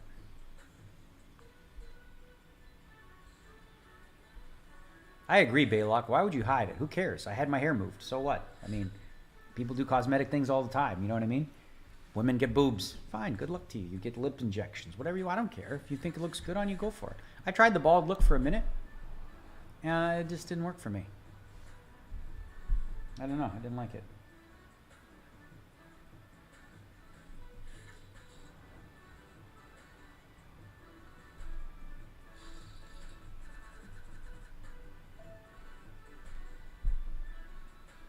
Ten-8 suited. Okay, this is not a play, but we're going to do it. My money, my problems, my... Oh, shit. See, that's why you don't do it. You get jammed on by that. I'm trying to push the envelope a little bit here on this bullet.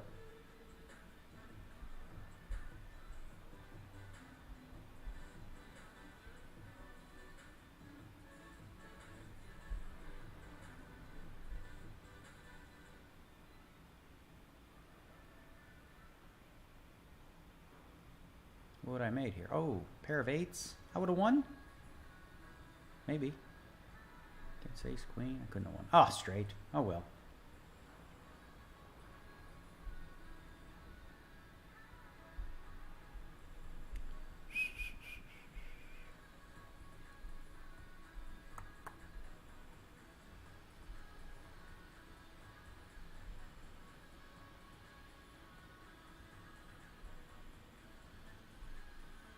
Jack 8 suited. Can lay this one down to a raise and a re-raise.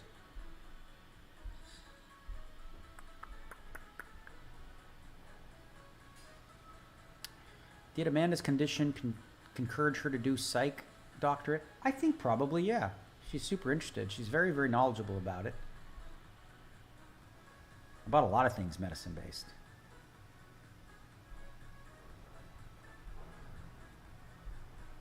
8-9 suited. I'm going to get frisky.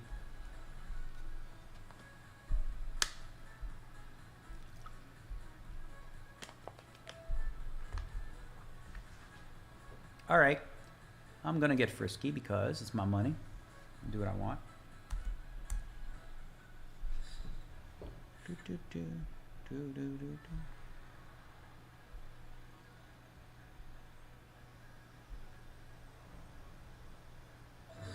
Oh, shit. Fine, fine. What am I doing here? 3-bet, get stuffed in my face. These guys stealing a lot, too.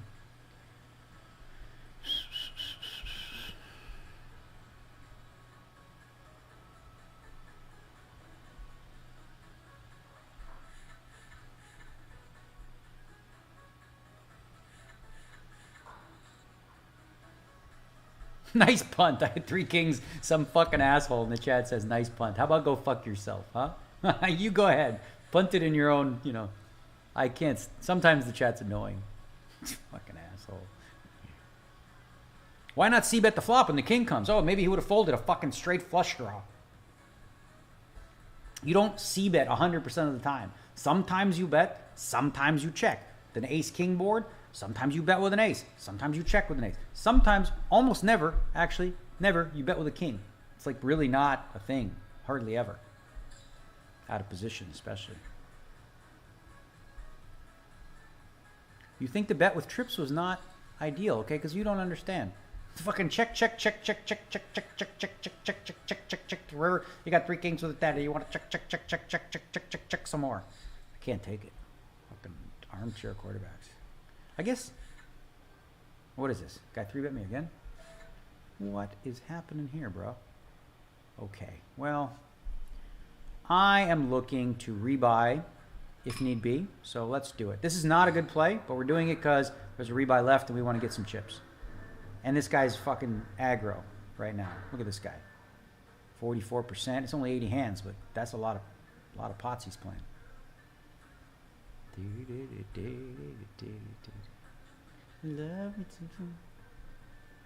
Oh wow, he's tanking. What does he have? Kings? Oh, ace jack. Okay. It's not a good call, typically, against me. There's 10. Stupid game. All right, now we just need to fade a jack. So let's see. Oh shit. It's a heart and it's paint. Could be a jack. It's a king. I love the squeeze. I love these squeeze. Sweet.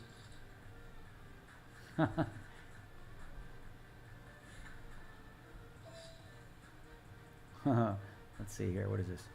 All right. And now I'm going to say a sorry to the guy. Sorry.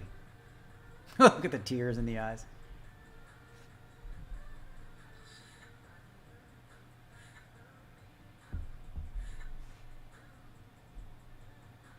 Love you.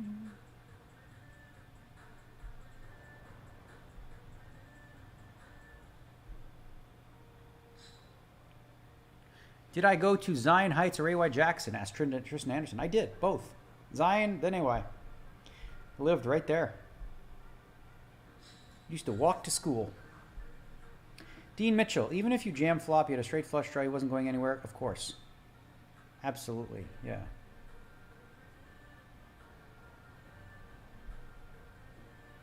I got this hair done in 2013, I want to say.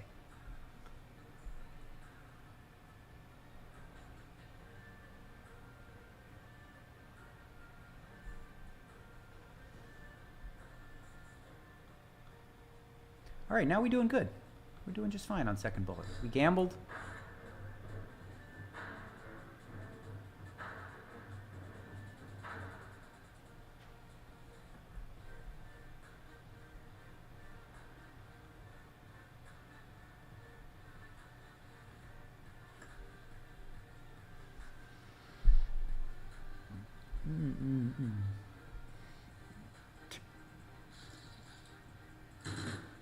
My question, can you give us your top 3 times you stacked someone for a big amount? Greetings from Bulgaria. Man, I can't. Those are the toughest questions when people ask me, like, can you tell me a story from this? Can you tell me your top 5 that? That's so hard. You need to like think about that for a long time.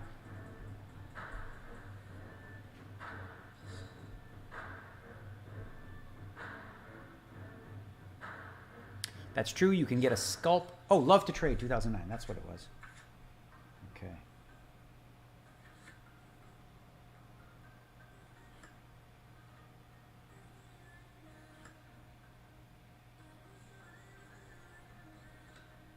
Not sure what his actual name is.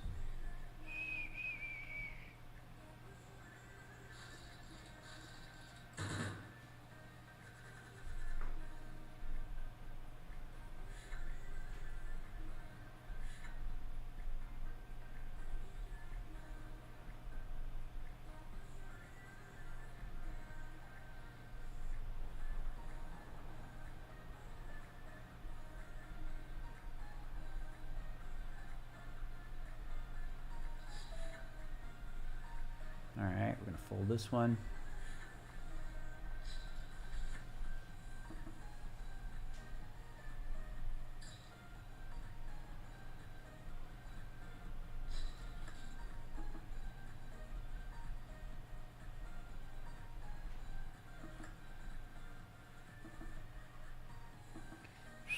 What am I looking for? Yeah. The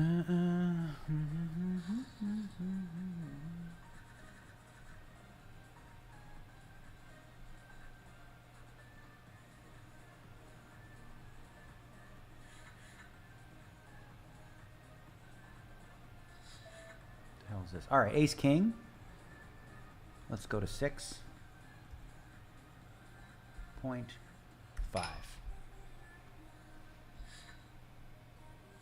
No appointment, love. Yeah, I didn't tell you to do that. It's called initiative.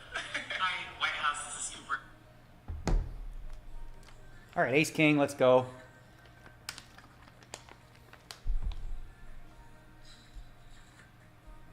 All right, ace and a king kicker. Sometimes I check this back. This is going to be one of those times. All right, 2 aces now. Now we're going to bet half pot. 7.7. 7.7 bigs. Let's do that. Now we hope he calls us with a pocket pair or has a worse ace and we can get it in. He might put me on jacks or queens here as played. And he could get frisky. Is this the same player who did that crazy thing against me? It was. Do it. I dare you.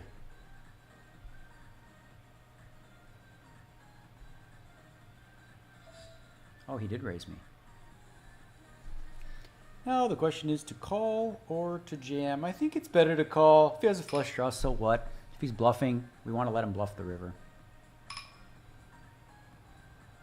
And if he has an ace, he's just going to get it in. All right, ace. Okay, now you can have you can have whatever. I don't give a shit. We're getting it in, I think. Oh.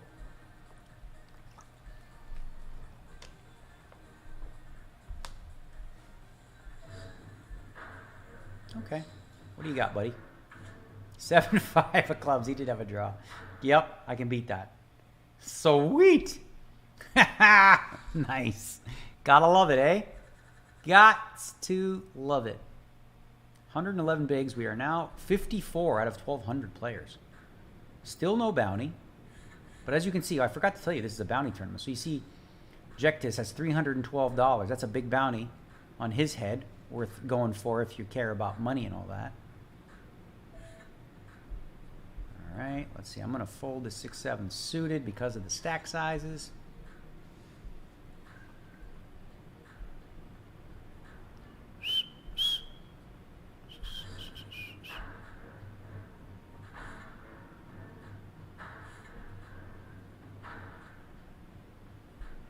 Break coming up in 4 minutes.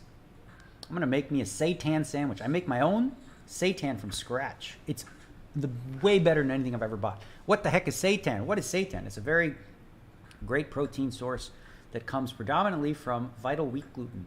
So Vital Wheat gluten, some chickpea flour, a little vegan Worcestershire sauce, some soy sauce, a little ketchup, a little onion powder, paprika. Put it all together. And what do you put it in, like a veggie broth, cook it for like an hour. Look at me, I'm like Chef Boyardee. I really enjoy it now. And it's amazing. It came out perfect. Little basil, dried basil. All right, shit, this is awkward. I can't fold this fucking hand.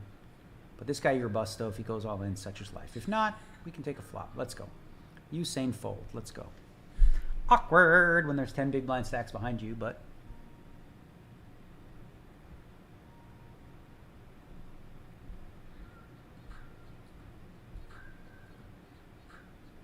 we got 100 bigs, and we have not won a bounty. All right, we got top pair now. This one we will bet.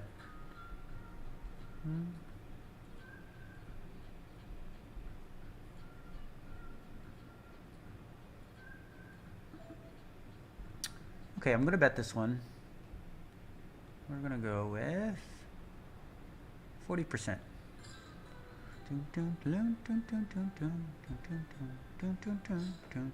All right, we've been called by zoned in. He could have a better jack. He could have a worse jack. He could have a pair of fours. He could have ace 5, 5, 6, 3, 5, straight draws, deuce on the turn. That's going to be a good one for us. Interesting. I have a spot here where I can bet or check. Mostly bet, but because of this dryness of this board, I'm going to go ahead and check it back. Maybe induce a little bit against the missed straight draws and the deuce on the river. That protects us pretty good. Now there's like almost no way in hell we lose. Probably doesn't have a deuce. And we can go for some size. And that's what we'll do. 2/3 pot. Come on, pay me off with a 4, bro. If you check raises, I'm not fucking folding. Do not care. If you have a deuce, you have pocket 4s, take my money. Such is life.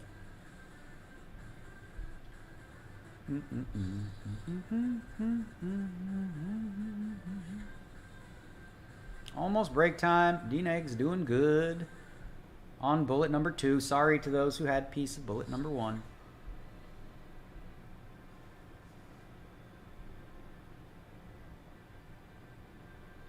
So I'm going to take a couple pieces of bread. I'm going to take the seitan. I'm going to eat it cold because it's nice. Nice cold. And then I'm going to put some pickles on there. I'm going to put some mustard. Maybe have an apple with it.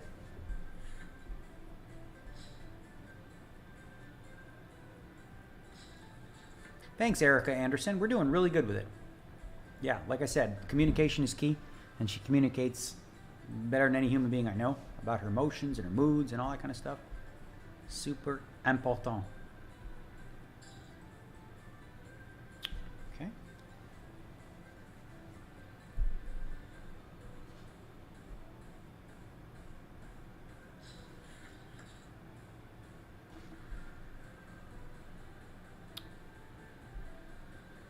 My head looks like a watermelon.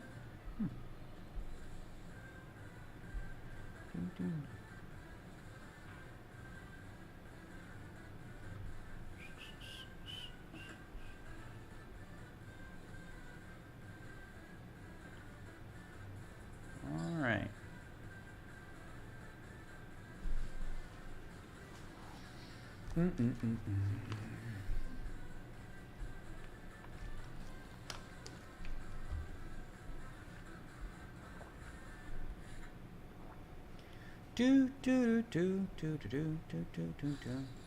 So we got 100 bigs. All right, break time. Be right back. Command U. What does that say? 168.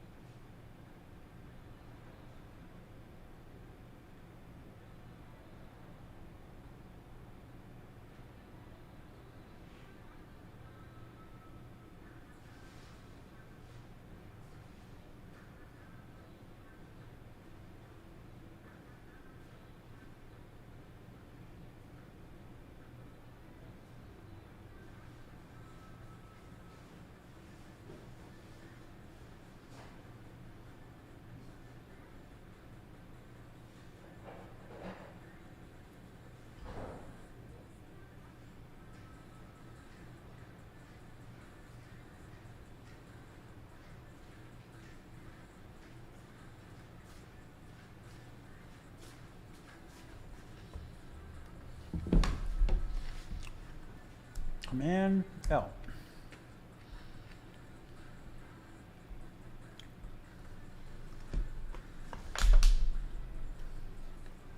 You know what? I'm gonna have a Perrier for this.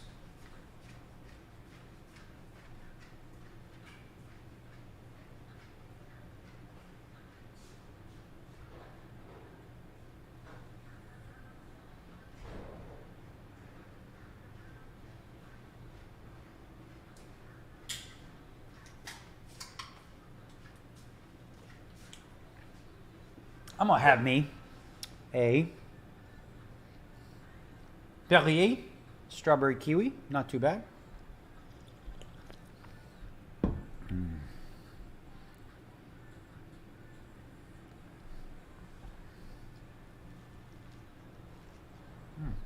Not really clean up. Hold on.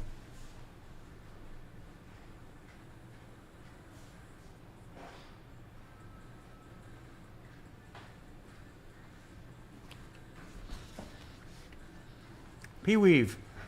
How do you call people's hands out? Is it from knowing the range, tells, both? Both.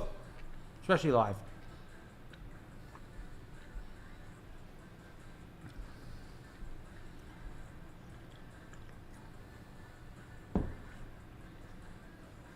Val George says, Daniels does not speak Romanian. Okay, I don't? De ce crezi că eu nu pot să vorbesc românește? Am vorbit românește când am fost 10 ani, am fost în România pentru o lună și am plăcut foarte mult. Vezi? Că poți să vorbești românește dacă vrei. Nu e, se poate că eu nu vorbesc perfect, da? Dar n-are nimic, că înțelegi ce spun eu, da? There you go. What? Some Romanian for you.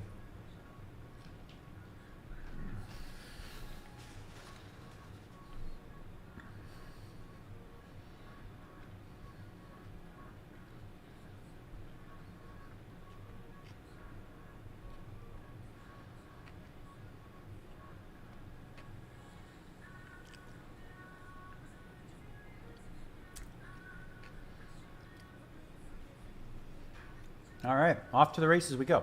30 minutes left in the rebuy period. And as of right now, looks like we are, so you can see in the top left corner, we're sitting 47 out of 1,200 players left. There were 1,800 who started.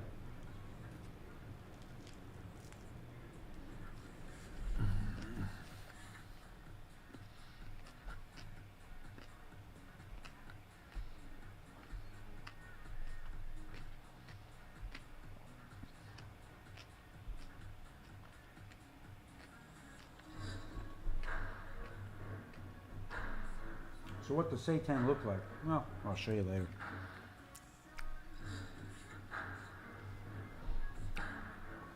Am I still vegan? Yeah, I've been since 2002, 2003.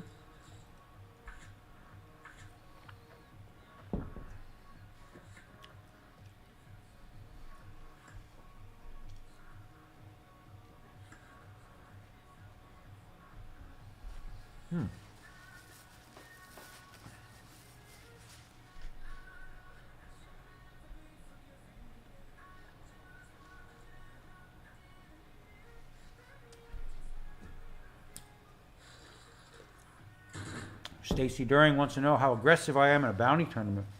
Not that aggressive. I don't chase the bounties. I just don't care. My goal is to win first place, not the most money. So, check out Jack just though, with 312 bucks on top of his head.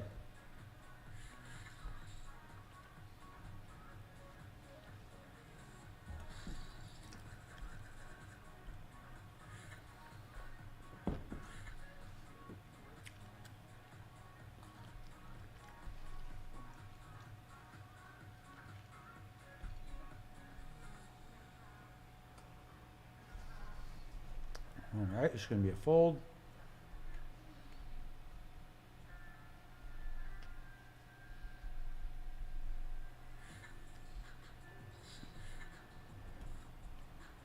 All right, let's fold.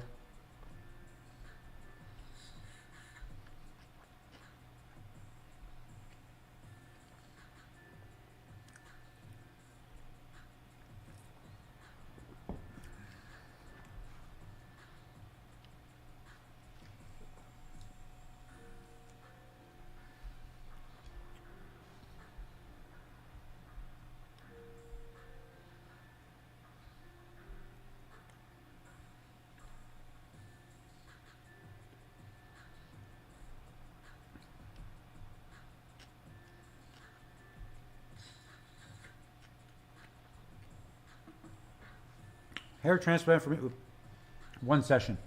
8 a.m., 5 p.m., 8 months later, you got hair. I did in Vegas. A guy named John Williams. Older guy. I did the FUT process rather than FUE, which didn't exist back then.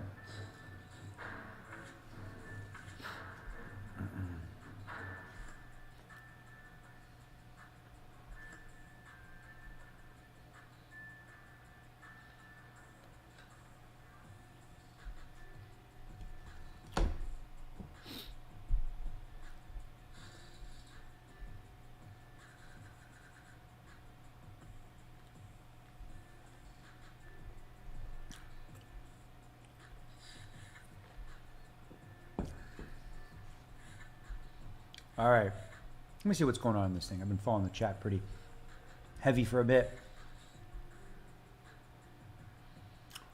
What am I going to have for my little dessert here with the sandwich? I could go with an apple. I could go with some pop chips. Some chips and salsa. I can go with a little piece of chocolate. Those are yum. Chocolate's always yum. I'm not, like I said, this time on Cabo, I'm not on a strict diet. A little more loosey-goosey with what I can eat. Speaking of loosey-goosey, don't be all loosey-goosey eating a sandwich, and I just did. But it's online. You're allowed to be all loosey-goosey eating a sandwich on the internet, just not live. All right, what am I going to have? What am I going to have? A little, because I feel like I use a little kick after that. That was good. But a nice little... You know what I could hammer? I could hammer the rest of her birthday cake, which was 5 days ago. It's fucking incredible. The cake was so good. I could do that. Cake? Do I want cake right now? And you know what? I'm good, I think. I'll just have this. Relax. Oh, I have a coffee soon at 2 o'clock. My life, I function better. This is what's weird with, like, well, not weird, but different with me and Amanda. You know, because she's bipolar and stuff, it affects a lot of stuff in terms of how your daily routines look. They're much more sporadic. Mine, and sleep is a major issue for people who are bipolar. Like, sleep is the number one most important thing for them to get, but it's also the most difficult, because if you have a lot of thoughts racing through your head before bed, it's hard to get to bed. So she's a night owl. She's up all night often. But for me, I'm very regimented, and like I like to wake up around the same time, have coffee at the same time, breakfast same time, go to the gym same time, have my second coffee, my lunch, my 5 p.m. meal, and then my 8 p.m. So basically like 10 a.m. breakfast, 1:30, 1 p.m., 1:30 lunch, coffee at 2 o'clock, 5 o'clock, a snack of sorts, like a meal snack, and then dinner around 8:30. So that actually puts me in about, because I don't eat after 8 usually. Not that it's a thing, but okay. So what is that? How many hours is that? It's 8 to 8.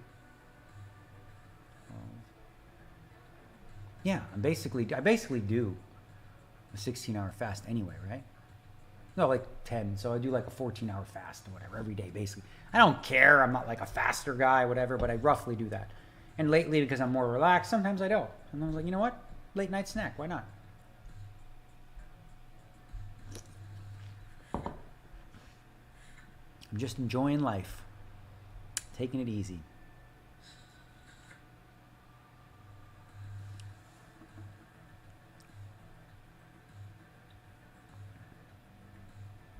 Recommend any vegan chocolate? Yeah, all kinds. I don't even know where to start.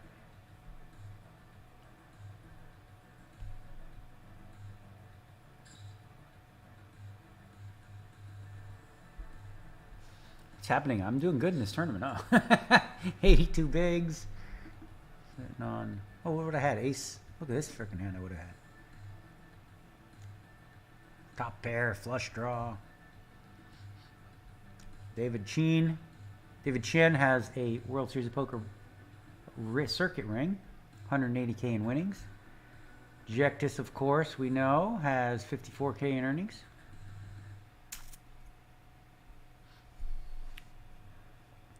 The Great Danton, do I read YouTube chat as well? I read it all. It all comes to me in the same exact chat thing? All of them. Twitch, Facebook, Twitter. Twitch, Facebook, Twitter, YouTube.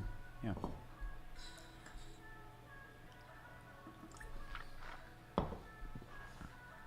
What site for poker do you think is best? GGPoker.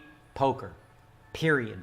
The best software, hands down. If you're in a jurisdiction that doesn't allow you to play GGPoker, what you want to do is you want to go to clubgg.net or go to your app store and download clubgg.net. What that allows you to do is it allows you to set up games with your friends, whoever you want to invite, whatever.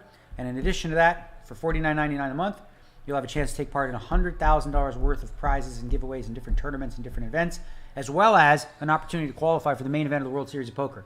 We've had already 10 people do that for the $50. Super stoked. They'll be going to the main event of the World Series of Poker after signing up to Club GG and playing the step events, and they won themselves a solid prize of a main event seat.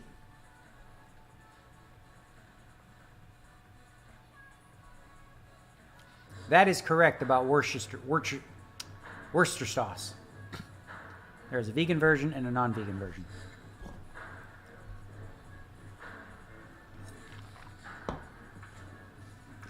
Albert Graham, you want to come out right now and make me speak patois. This is why I say Daniel does not speak Jamaican patois. But the truth is this. All my brethren, them, when I was a little, you speak pure patois. So I understand and I deal with it. Because all my brethren, them, see? All the time we was making up song and different reggae things and whatnot with my brethren. So, yeah, man, we can't speak pure patois. Because back in the day, all my brethren, them, was straight from yard, see? Big up. Big up, Bob Marley. What happened?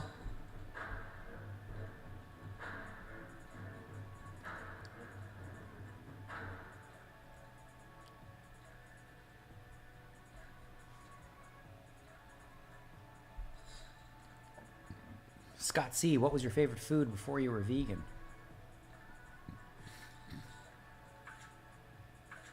Before I was vegan, I think it was still going to be French fries. So I was still vegan. It was vegan food.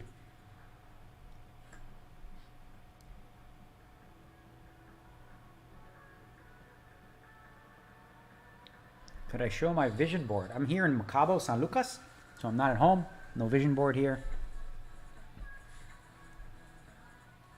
Charlie McDennis, how much did you make from your masterclass? I think the entire world saw your commercial. They spent a lot of money on advertising, so that means we did real damn good with it. And it's still doing good. Masterclass.com, da-da-da. Ace Queen, let's fucking go. Usain Fold.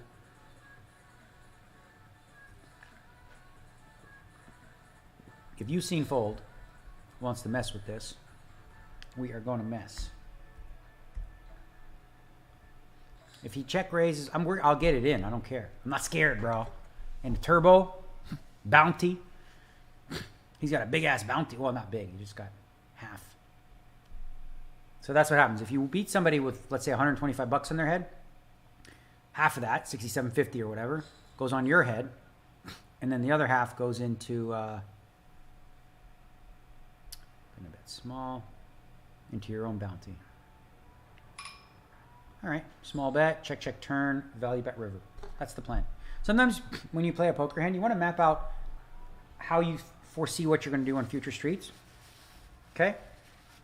Sort of have a plan for it. And my plan here was small bet on this flop because I'm going to do that a lot. Right? So I don't want to just check when I'm strong here. I think I'm going to be betting this flop all the time. So then on the turn, if he calls, check, check, river. If he bets, call. If he checks, bet. Now we have the ace jack. And going to be 3-betting this one against late position players here. Yeah, Usain is going to get 3-bet and called off. All right.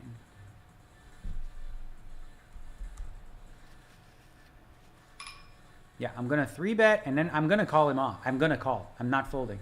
I know that might be a little loosey-goosey for y'all, but I think he could jam a lot worse hands here. And he does have an awkward stack size with 46 bigs. It's a lot to call off, but I'm doing it. I'm not scared. Show him the ace.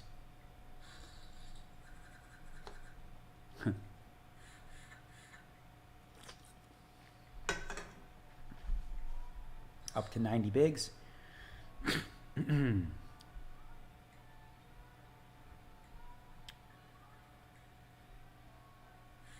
Why do I need to use a 4-color deck? I think, you know, it's fine. Thanks, Slim Booter. Best of luck to you, he says.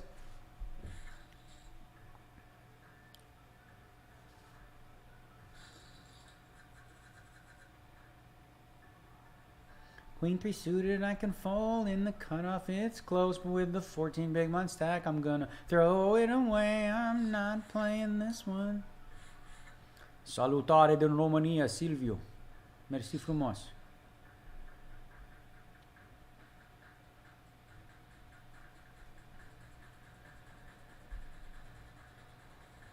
I should take my wife to Romania. I actually took her to Romania way back when, in like 2010-11, we were dating.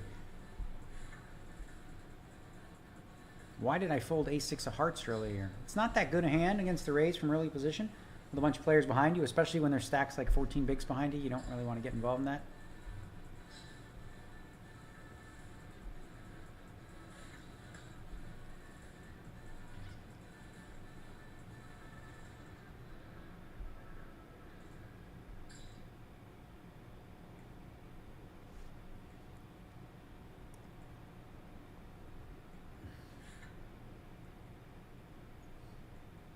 That's a tough one, Tony C.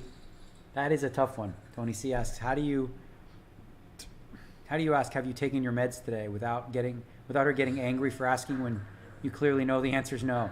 That's a tough one. That's one we got to work. Because there's like subtle ways, you know? Because when you say it, you're like, why? Am I being weird? Da, da, da, da. You know, she's good about it, so.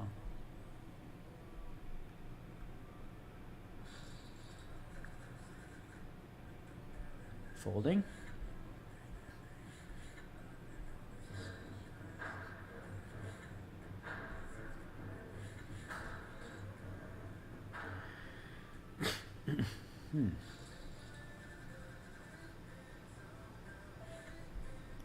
Okay, folding this one. What are we sitting? 74 out of 1,200 players. 20 minutes left in the rebuy period.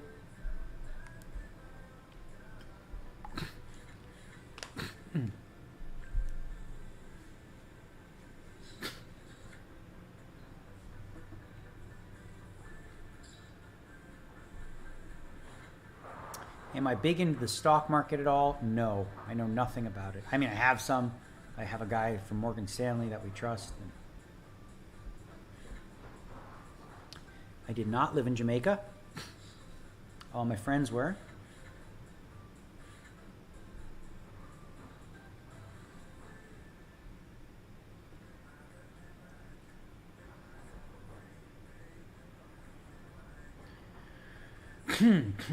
Oh, what is the noise in the background that sounds like someone is beating a washing machine with a bat? Might be the washing machine. Might be the waves. I think it is the washing machine. My wife put clothes in there. Thank you, Willie Muhammad. Love Jamaican brother.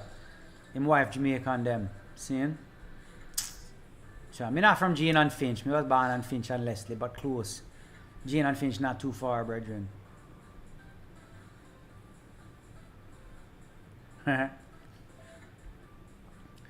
Queen deuce is a fold. C. Got something in my nose here or something. I'm gonna blow it or something. By the way, if you are a crypto person, you know, you do the coins and the bit and this. If you want to deposit on GG with Bitcoin, you can do that instantly. Very, very simple. What you do is you go, once you set up your account, right? You got your account, you go to one of the payment options, and then you click on, you know, Bitcoins, and then you just type in how much you want to send, right? And they'll give you an address, and then they give you 15 minutes to make the transaction complete, because you know the prices go up and down like crazy.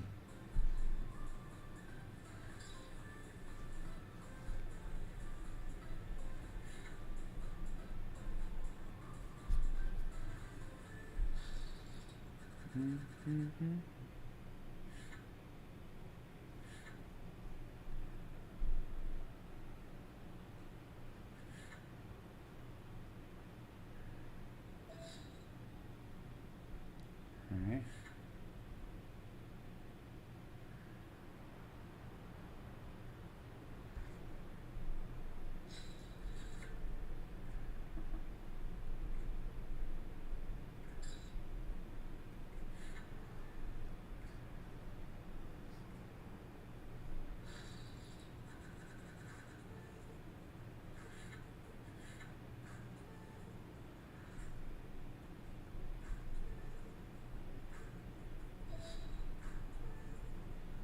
All right, what do we got here? What are you doing here, buddy? What do you got here? 50%. I'm just going to fold this one.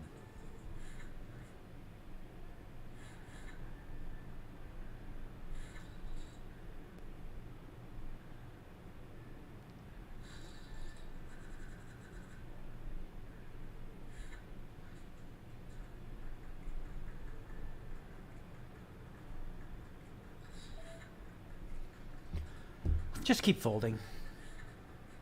King Jack, Ace 10. Excuse him off. I'm gonna blow this nose proper.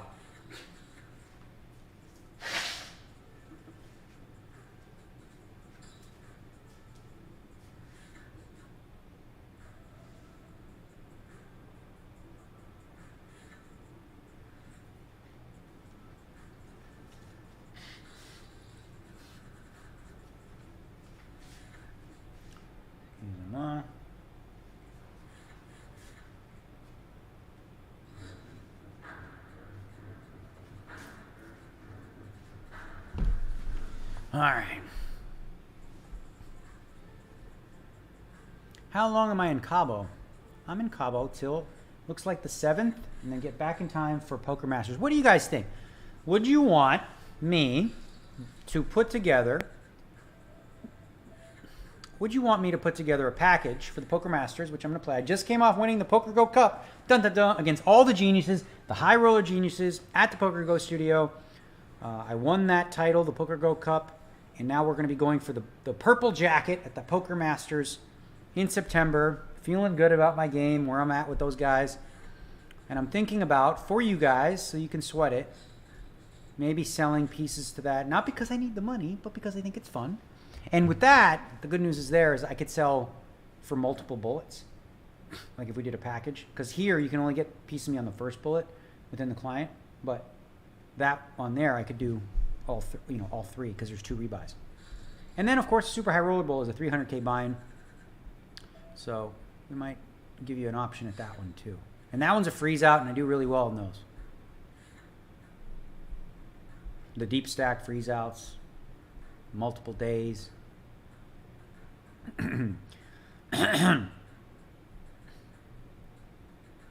Trimiți mie 20 de lei și mai un... Nu se poate. Nu poți. Nu poți, Adrian. Ce faci? Romanian. How many languages do I speak? Got English, got Romanian, and then we got a decent amount of a lot of different languages. For example, let's see. French, Spanish, Italian, and then very, very little bits of a lot of different ones.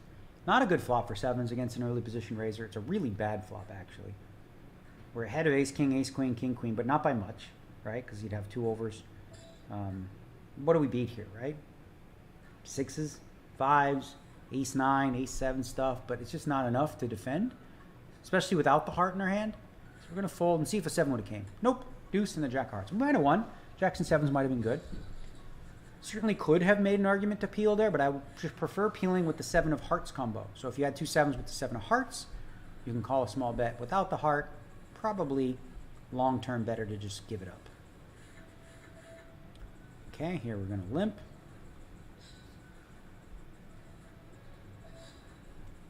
32 bigs. Fold. All right, buddy, you got me. You got me for an extra half.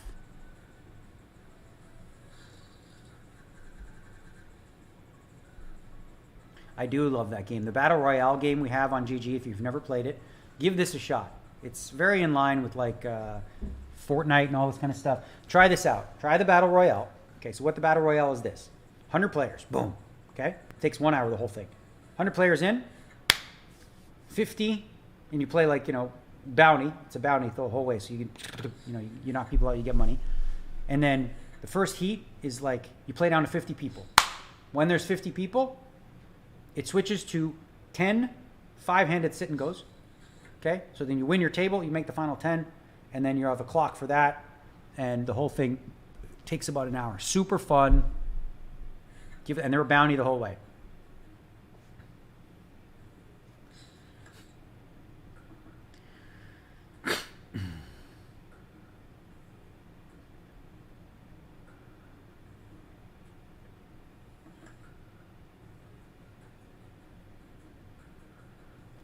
Someone has a 90% conviction, Jabreaks, that I'm going to win this tournament. I love your conviction. 90% though? Let's get it to 100.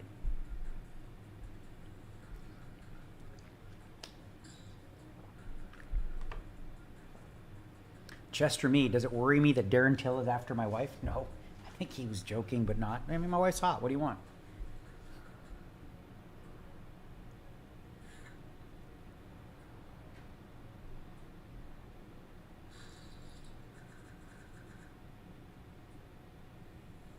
Do I own a place in Cabo? No, I rent this house during my stay here because you can't play from the United States, unfortunately. Would love to be home, but it's nice to be here once a year for a month with the wife, a little vacation. She loves it. It's a little bit of a gloomy day today. Sun is not all that out.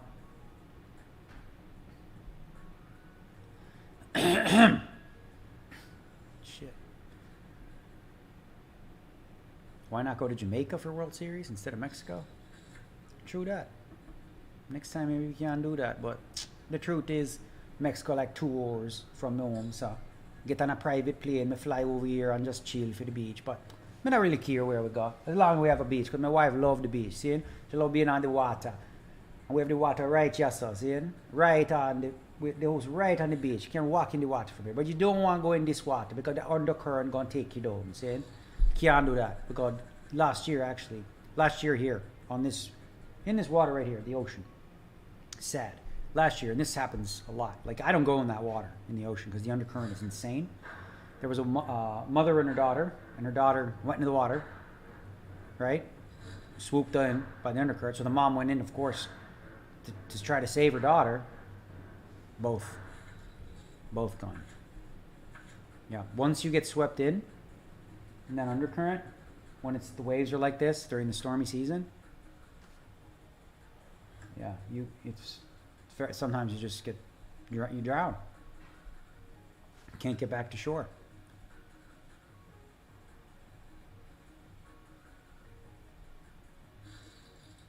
Hello, Nikita Shuvalov. See that? When you knock somebody out, they go. That's funny. Okay, let's do, at this stage, we can do 2.2. Nikita Shuvalov. Hello. Have a good game. Okay, Nikita Shuvalov. Всем привет. Come on, move all in, somebody. I will call. Okay, this is interesting flop. Let's see here.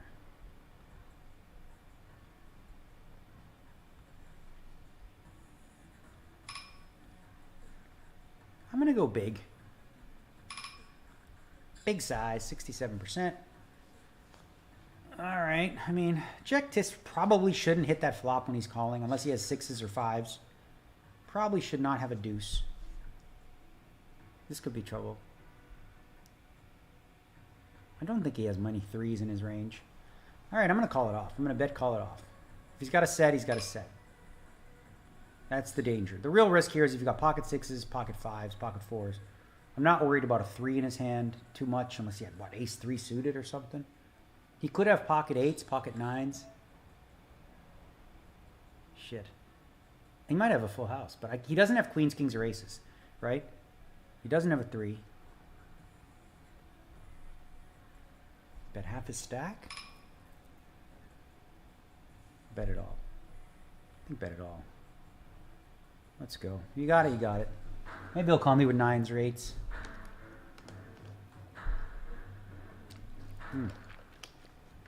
All right, I think we're good if he's tanking this long.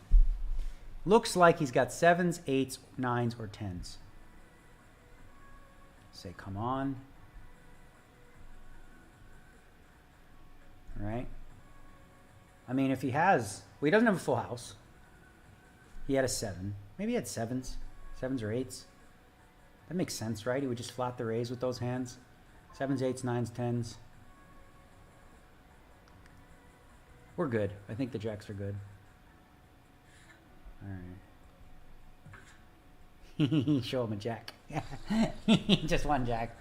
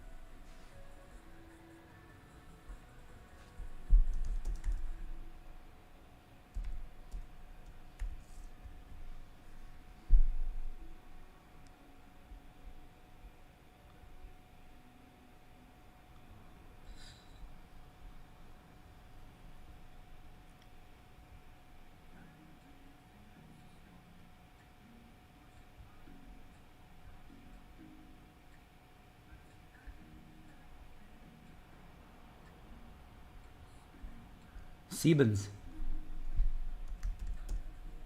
He had sevens. Kidding.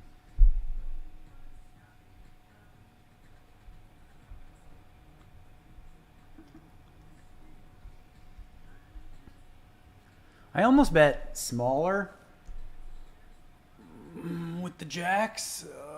Probably makes sense, actually, in a lot of ways. I don't know why I went greedy. Huh. Didn't think nines, tens folds. Sevens could call. He did tank for a bit. I don't know. It's kind of an awkward spot. You might as well just jam it, I think.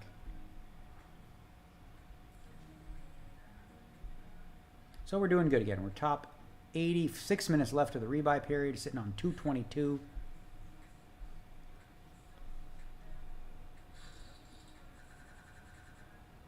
Jacks again. All right. Jacks have been good. We're going to stick it in this guy's face probably. Yep. We have to. We're just going to go all of it. Bonkers. All right. Especially now after we've gotten a squeeze opportunity. So now there is, you see, 6.5 big blinds out there. I don't mind if I just go all in and they all fold. That's fine. That's a good profit. If one of them, oh, this guy's all in for 31. He's squeezing. Yeah, I'm gonna go all in too. All right, this could be crazy. Either way, you gotta gamble in these things. I got a chance to win a bounty. Two guys all in. Fuck. Queens, jacks. Holy shit, he slow played fucking aces. All right, well. 5. Take a 5. 5 and chop. Everybody chop. It's a heart. 3. All right. Well, aces, queens, jacks. He had ace jack, king jack. I was dead. Ah.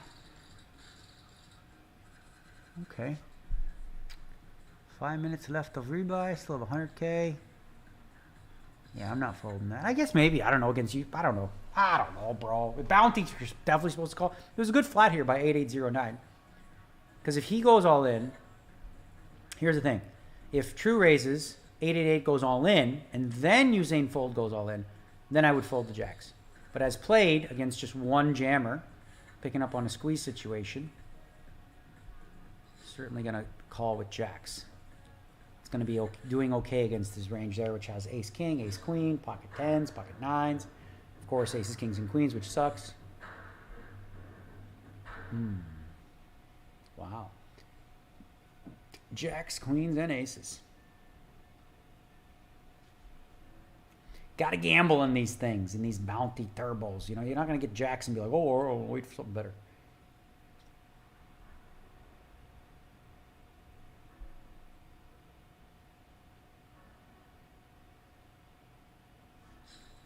Oh, they changed the Battle Royale. They changed it. I didn't know that. 30 down to 15, then the 5. Okay.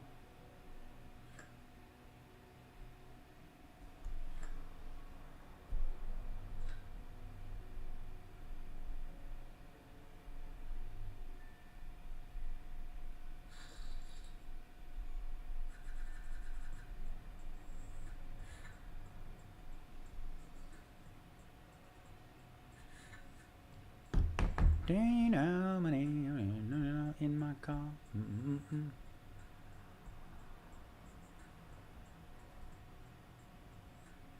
I like the flat from 8809. He was setting this up. I mean, he the blinds had queens and jacks, but it's a nice flat. It's a nice play.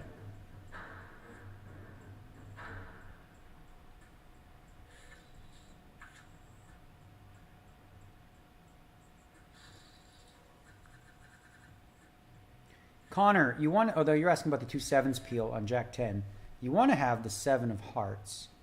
You're not as concerned about him having, you know, it's not about it's not about blocking. It's just about equity, right? Like what you don't want to have happen is if you make 3 sevens on the turn, right? One of the sevens is a spade. You don't have a spade. It's like you can't really play as aggressively on that anyway. All right, this is one where we can bet 40%. See, we're wrapped all around this jack. This is a good blocker hand. Queen 10 of spades. We block queen jack of spades and jack 10 of spades, which are both hands that he might peel the flop with. He could have eights, could have king jack, ace jack. He could have a jack. I mean, such is life. But we block a bunch of the combos of jack that he would call with. I think we might be in trouble here. He's coming. Oh no, he's thinking for a bit. And we have some good turn cards we can hit. Ah, fuck off. There's a jack. All right. Annoying. Oh, we would have hit a 10. No good.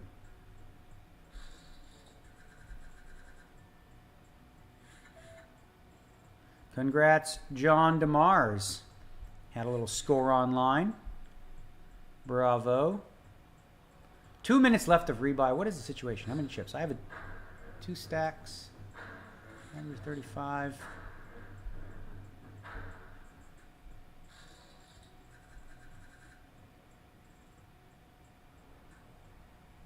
I used to watch the challenge all the time. And I know TJ. I met him at Alex Tuck's birthday party. Alex Tuck, the hockey player, all the guys were there. He's pretty good friends with William Carlson and them. But yeah, I used to watch the challenge religiously. Daniel, did you learn Jamaican patois through reggae music? A little, but no. I had a lot of Jamaican friends growing up. All my brethren them was Jamaican, for real. So, it just rub off when them talk it all the time, you know what I'm saying? From when I was a little youth, back in the 1st and 3rd grade, all them Jamaicans then. And we just grow up with it, see? DT Adam, do you like playing with Phil Locke? I think he's super funny, but I'm not playing 8 hours with him like you are. No, I think he's funny. Pleasure to have at the table. Goofy.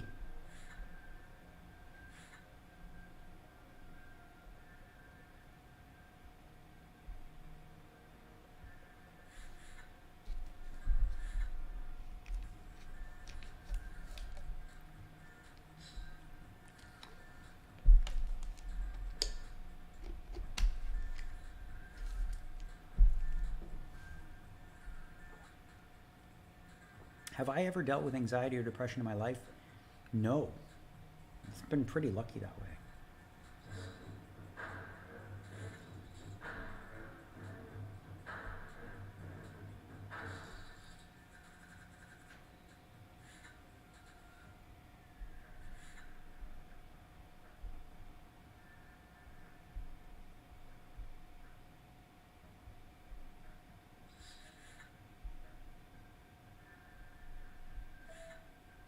Nine, 7, we defend. Now, why are we defending? Because there's like 4.5 there. 1 to win 4.5. Right? And now we flop the hand we can actually go with. Whoa, shit. This is the last hand of late reg, basically. I don't know.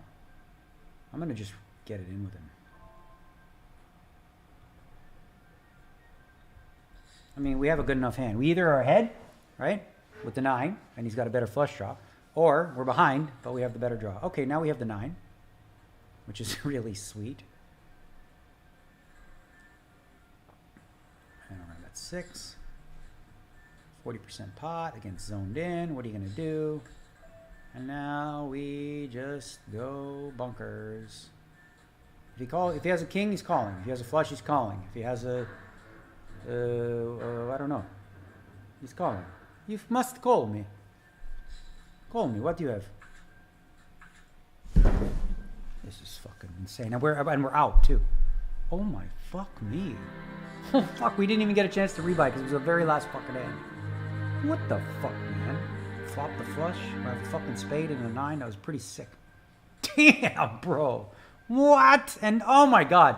That's so brutal because it came in right before the rebuy ended. So I cannot re-enter. Holy shiznit. That's that, huh? My god. I did not expect that. We were doing so good. Didn't win a single bounty. I never win a fucking bounty in these things. It's crazy. Hardly ever. All right. That's going to be that. What can I tell you? We're going to raid somebody. Who are we going to raid? Let's see. Let's raid. Let's see who's online right now.